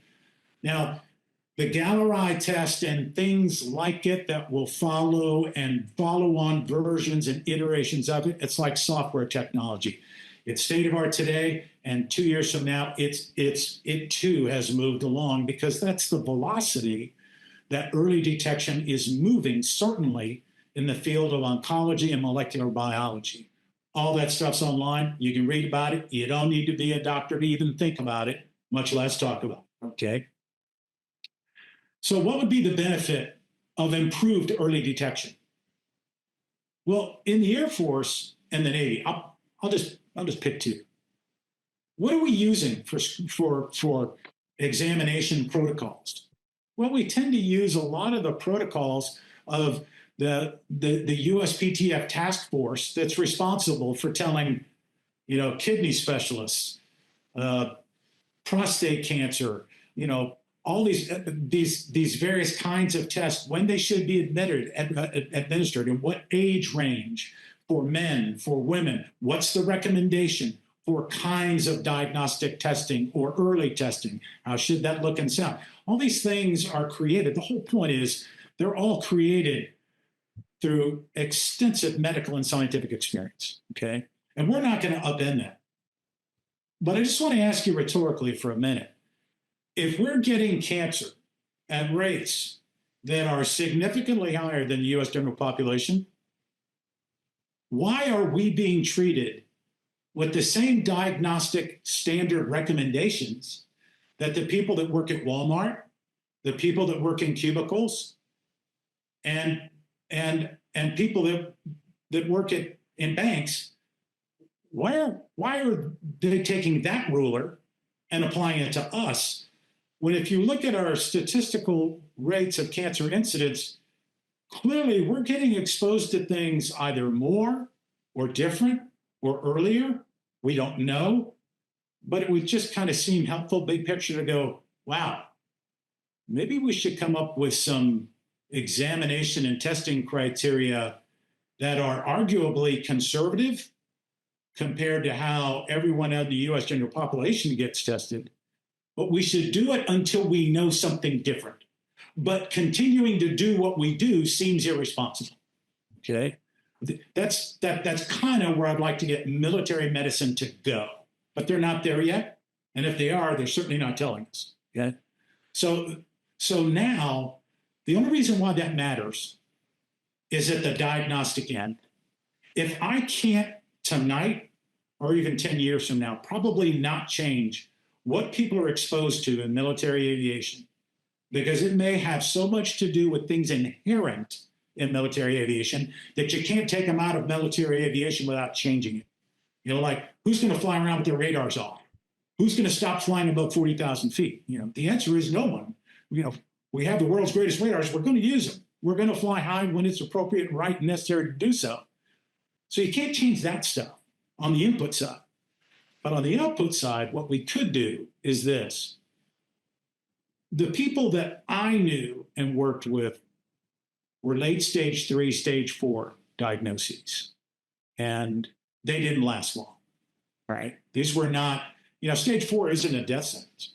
I just told you, I mentioned earlier 2 guys that have stage 4 prostate cancer. That's not a death sentence. But it's also not an indicator that you're going to wind up being, a very old person. So it really may not say very much, but we know that if we could take most cancers as a stage 3, stage 4, and move them to the left and turn them into stage 1 and stage 2 diagnoses, well, we'd have a real fighting chance with a whole bunch of people that we were otherwise discovering too late to do anything for, or when we did things for them, we had so fewer things that were able to be done for them. Okay, and so the thing that I often say here, but sometimes goes, I think people sometimes don't understand what I'm saying, is there's never been a better time in human history to be diagnosed with cancer than today. And all I'm saying there is, if you have a phase 1 and phase 2 cancer diagnosis, and it was in 1950 England or America or Scotland or South Africa, man, you might have had a shot at it, but maybe not. But there was a question, right? Well, today, when you walk in with a stage 1 or stage 2 cancer diagnosis, the first thing you're going to hear someone say is, wow, we caught it early. We got all kind of stuff we can do. And now you get a discussion about tactics and strategy. Which are we going to apply first, second, and third? And how are we going to know? And then we're going to do these tests. And we got all these other things. I mean, it's a completely different conversation. Yes, cancer is scary, but a lot more people survive when they're diagnosed earlier, and we can bring the tools as they exist today to bear. But if we wait until stage 3, stage 4, well, we just may not have a chance. Okay? In fact, I know we don't. Okay? And I don't need to be an MD to know that. I just need to read cancer data in the National Cancer Institute's national reports. Okay, I don't need to be a graduate of med school to know that.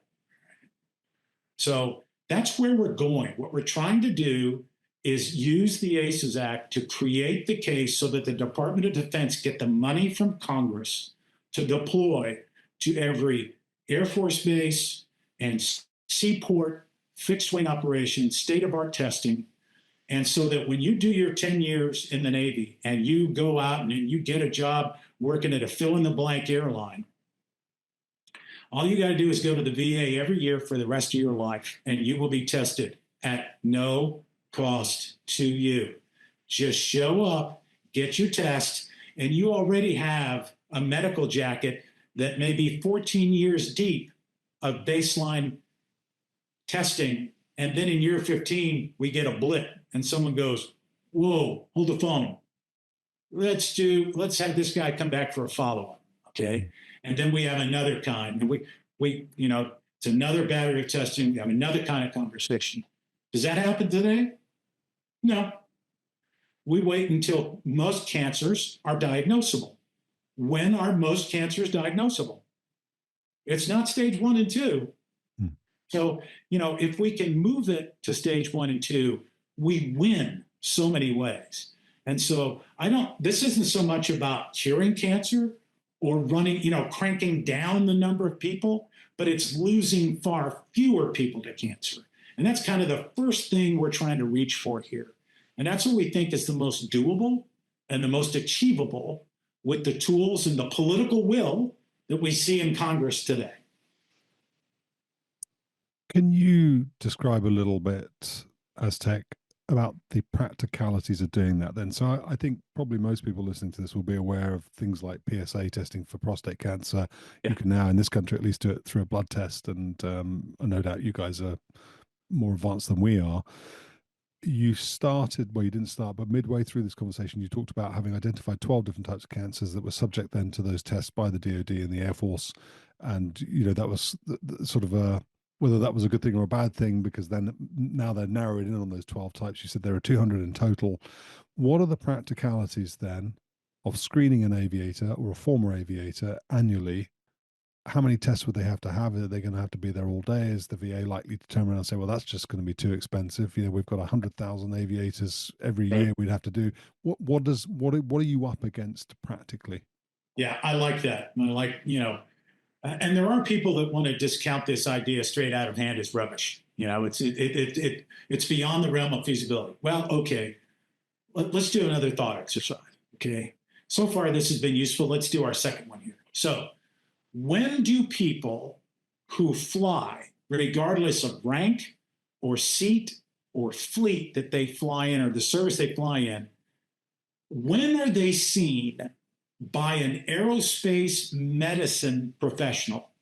Well, in the Air Force, it's that once a year, or as dictated by protocol, perhaps it's different in the Navy, but let's just assume that it's once a calendar year. Okay.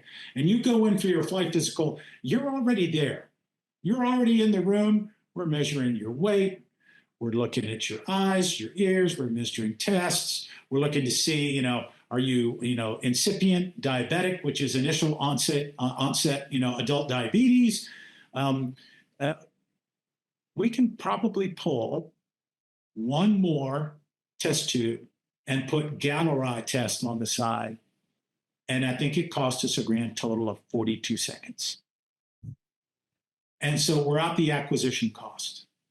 But then look at the amount of money it takes to take an F-22 pilot or a B-52 pilot off the flight line for 14 months, send that person to state-of-art medical institutes across the US. The person fortunately goes into remission for stage 2 lung cancer and then is returned to the cockpit 15 months later. Good news story, right? How much did all that cost? So it is the, ounce of prevention is worth a pound of cure. And so we're not doing anything that medicine hasn't already been doing. We're just adding one more little task to that clinical annual evaluation. And so we don't see anything monetarily, structurally, or practically. Where I see the issue, Steve, is political will. In admitting that we need to do this, then we're acknowledging the problem exists. We're also creating owners who will be responsible, and we're creating a testing community, and then we're creating awareness and campaign, and it's a full top to bottom vertically integrated affair, and none of that's happening right now. What do you need to do to change that then?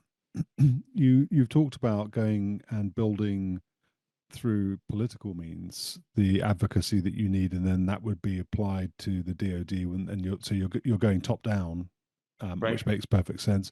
What are the practicalities of that then? Do you need some senators to present a bill to the House? I mean, what do you need? Right. So I just want to talk politically for a minute, because you just teed that up, and it was just brilliant how you did that. In the House, I told you guys about Photo Pfluger, prior Air Force F-15 pilot, F-22 pilot. He just got reelected in November. He's our champion in the House. Over in the Senate is Mark Kelly, the astronaut, the former Navy F-14 pilot, test pilot. Mark Kelly also is a prostate cancer survivor. Okay, so we have people. The people that this is resonating with are the people that have the T-shirt, if you will, in the closet. They're, or they know people who have. And in my case, it's not a diagnosis, but knowing too many people who have. Okay, and so I think this is where, in the early days and the early years, is where many good causes die. Because of it's this very small, seemingly vertical progression in the net number of people that are aware, until you, as Malcolm Gladwell wrote about, you reach a tipping point where there's someone or something. And I don't think it's going to be because some general officer or some admiral comes out here and say, folks, follow me. We need to all care about this. I think it's going to be something else. And I don't really know what that is. And as I said earlier this evening, gosh, I've been racking my brain for 5 years on this. And if I knew, I'd go do that specific thing. And so we would be done answering this question, and you just would have said, Vince, that was just brilliant how you guys did that. But instead, you know, I'm here on the other side of this camera, and I'm looking into it saying, well, it's early days, Steve, and, you know, we feel like we're laboring in a salt mine, because we are. And that's just kind of how all movements and all grassroots campaigns are like this. And this is why so many of them die in their first 5 to 10 years, because people just can't or won't, or they get tired and they get beat down and they just put it down. And then, you know, and then the thing dies. And so Aviator Cancer is just like that. And I hope people that watch this on your platform will come away and ask themselves one question. Okay, I'm in. What do I do next? Well, then you find the machcoalition@gmail.com. That comes to my inbox, okay? And soon, I hope by summer, we have our own website where we put all this stuff out there. But right now, we're on social media. We're on Facebook and Instagram. And Gringa Mendieta, who's an F-15E, was a breast cancer survivor, retired Air Force colonel, really great gal. She runs comms for Mach Coalition. And then we got other people in Mach Coalition like Stacker Allen, who runs the Hawkeye Initiative. Stacker is a retired Navy E2 aircrew. He knows a lot of people that have been sick too. And then, you know, we've got all the other Navy and Marine Corps plane associations. And you'd be surprised that the few number of people that we have reached and made contact with inside the United States Air Force. And for the life of me, that's one that I just can't explain. But there's a whole bunch of people that need to hear that just aren't. So we just keep swimming and swimming and swimming and just hopefully not get too tired.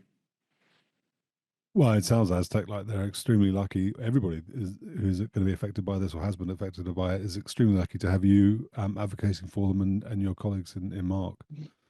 What just as a sort of closing question then, unless there's something else you wanted to discuss, you've got the ACES Act. I think that's correct. Is it a bill or an act? I don't know. They're probably two different things. It is a bill. It's a bill. And it is titled the ACES Act. Okay. So when will that be? Is it voted on? You know, what is the timeline for that? Is there a possibility it will not go through? Right.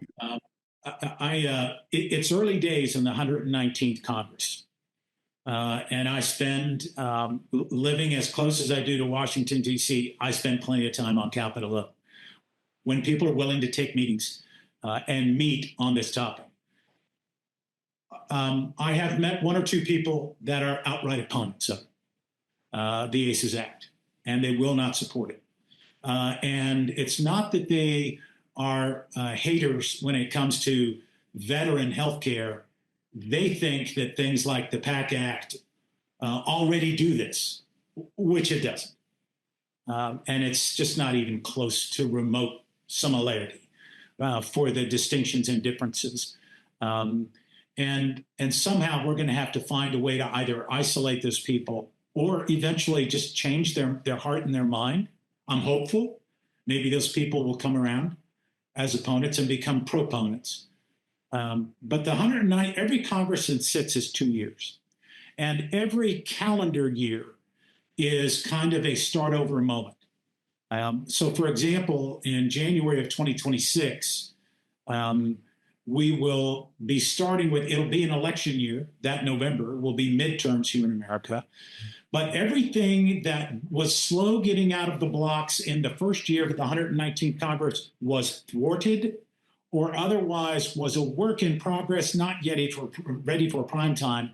You will see it sort of reemerge in year number 2, along with all the other things that were just too contentious, too controversial, and there was just no way to get a bipartisan consensus. Well, then you'll see them emerge in the second year, okay? And that kind of follows a natural ebb and flow of things in the 2-year congressional cycle here in America. I think right now we're doing what we can do, which is aggressively tell our story, but we need more people. We don't have nearly the number of voices we need emailing staffers and congressmen and congresswomen saying, make this a priority. Say yes, please. You know, there are people that are dead, there are people dying today, and there's all those yet to come. We can't go to the end of the line and wait another 4 or 5 years. We need to do this now. Why? Look at the studies we've accomplished to this point in time. And oh, by the way, how much more evidence do we need to bring to the table to create a sense of urgency in our lawmakers? And so Photo did a great job at the end of the 118th, attracting 32 co-sponsors in the House. Senator Kelly and Senator Cotton, respectively, from Arkansas and Arizona, they will be the sponsors. They will reintroduce the ACES Act in this Congress, in the Senate. Okay, that will happen. That will follow. But it's going to be a real chore to get it out of the House. And there's a lot of stuff going on. Okay, you know, if you read the headlines, you can just kind of see there's a lot of stuff going on and unfolding, and there's a lot of uncertainty. But when I show up on Capitol Hill, I don't care about any of that. I just care about one thing: the ACES Act. Now, whether it ultimately is enacted, that's when it's signed by the president. Okay, when it comes out of Congress and it goes to the White House and it becomes enacted, at the moment the legislation has presidential signature. Well, then the National Academy of Science, Engineering, and Medicine, they're going to get all over that thing, okay? And somehow we're going to fund that thing. So, oh, by the way, it's $500,000. That's what the Congressional Budget Office said, that this study, $500,000. It's preposterously small. It's budget dust.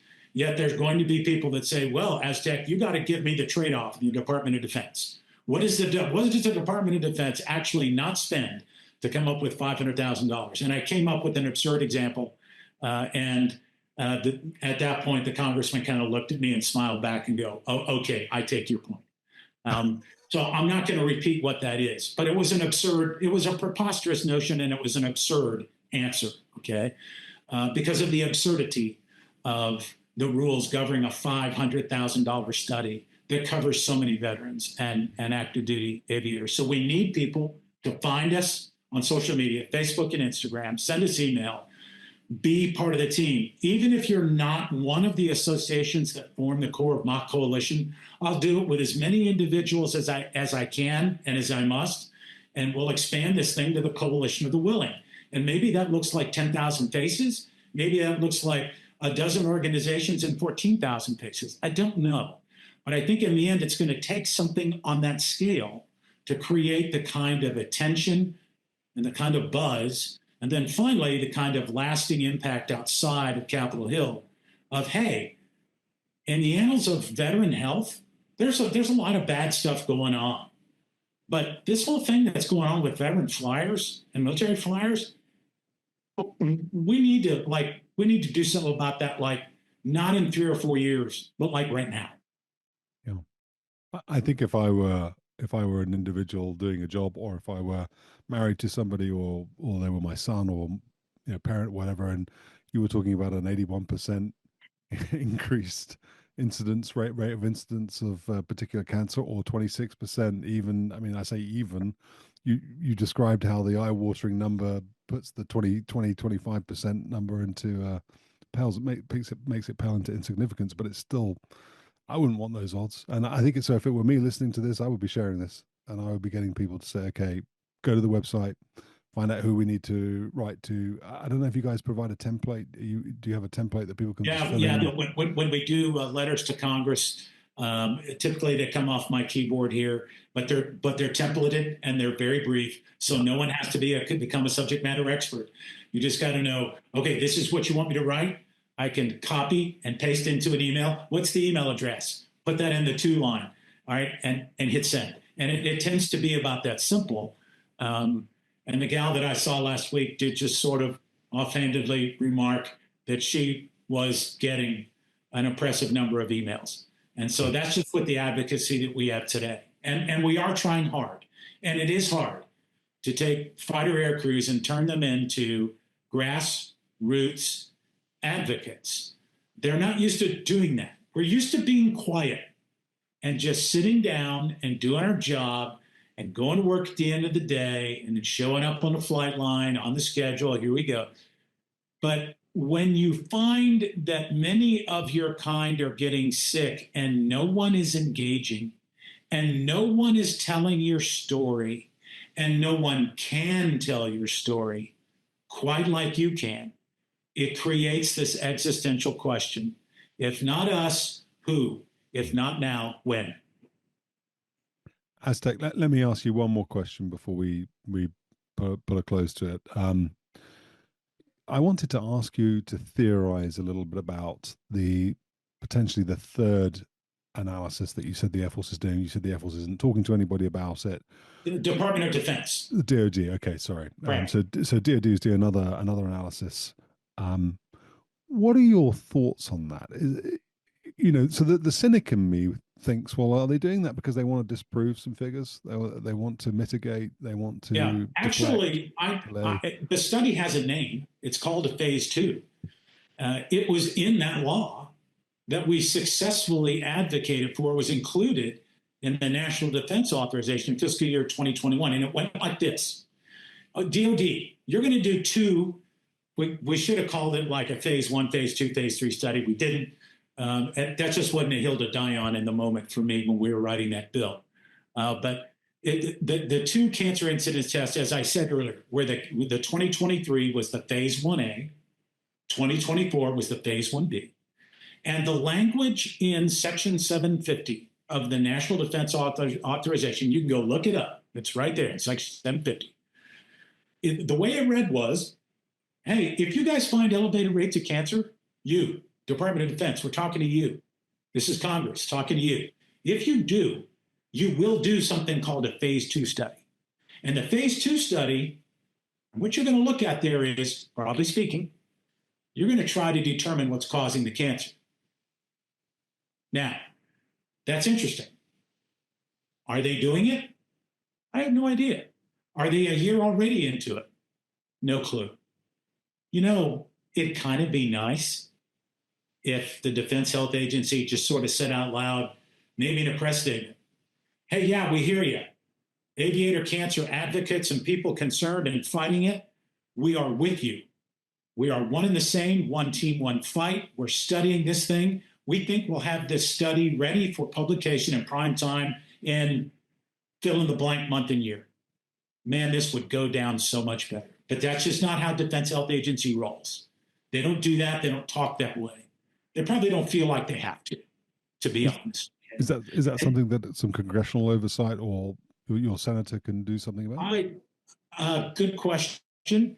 I don't know, but I'm just sort of going to tease out that in lay terms, when you sort of just take the 50,000-foot view, what the Phase II study should tell the Department of Defense is, initially speaking, less perhaps all other years of internal follow-on studies also, like, for example, the National Academy of Sciences would do with the ACES Act.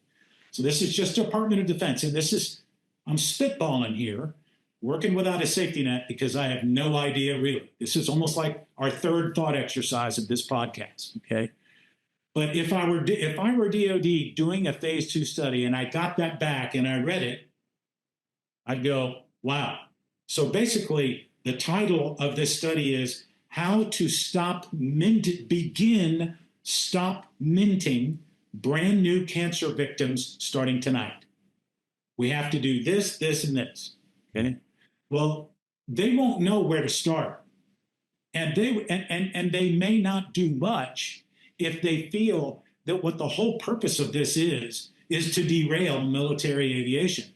And some of them perhaps will listen to this podcast and they'll go back a little farther into the podcast where I said, no, all we're trying to do is improve outcomes with earlier testing.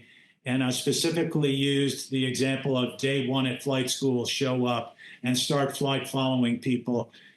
If that's what the Department of Health Agency tells DoD, good job. If that's not what they tell DoD, but they come up with a laundry list of 500 things long that need to be done, I'm not sure how, I question the productivity, utility, and the practicality of doing that. Okay. So That's all I can muster in terms of maybe theorizing to your question, Steve. Okay, Aztec. Is there anything else you wanted to share? No, sir. I think we're at the end. Okay. I genuinely sincere when I say I do think that people are very lucky to have you advocating for them, to have the organization in Mark advocating for them, and your colleagues who are helping to do that. I do hope that anybody listening to this who knows a fighter aviator or even just an aviator generally, because you've talked about the Helo piece and other platforms, and I know that C2ISR is a subset of individuals that probably want to have a look at as well. I know that's all something you want to do, but so if you know an aviator, just share this with them, and so they can have it in their back pocket for the future if they need it, or even better, so they can go to the Mark website, or they can get in touch with Aztec and they can say, okay, how can I help? What assistance can I render? Who do I need to write to? Whatever it is, that's the call to action. Don't ignore it. Do something about it. Aztec, thank you for joining us. Appreciate your time, and I hope that this makes a difference for you. Thank you so much, mate, and thank you for doing this. It's great to be here. My pleasure.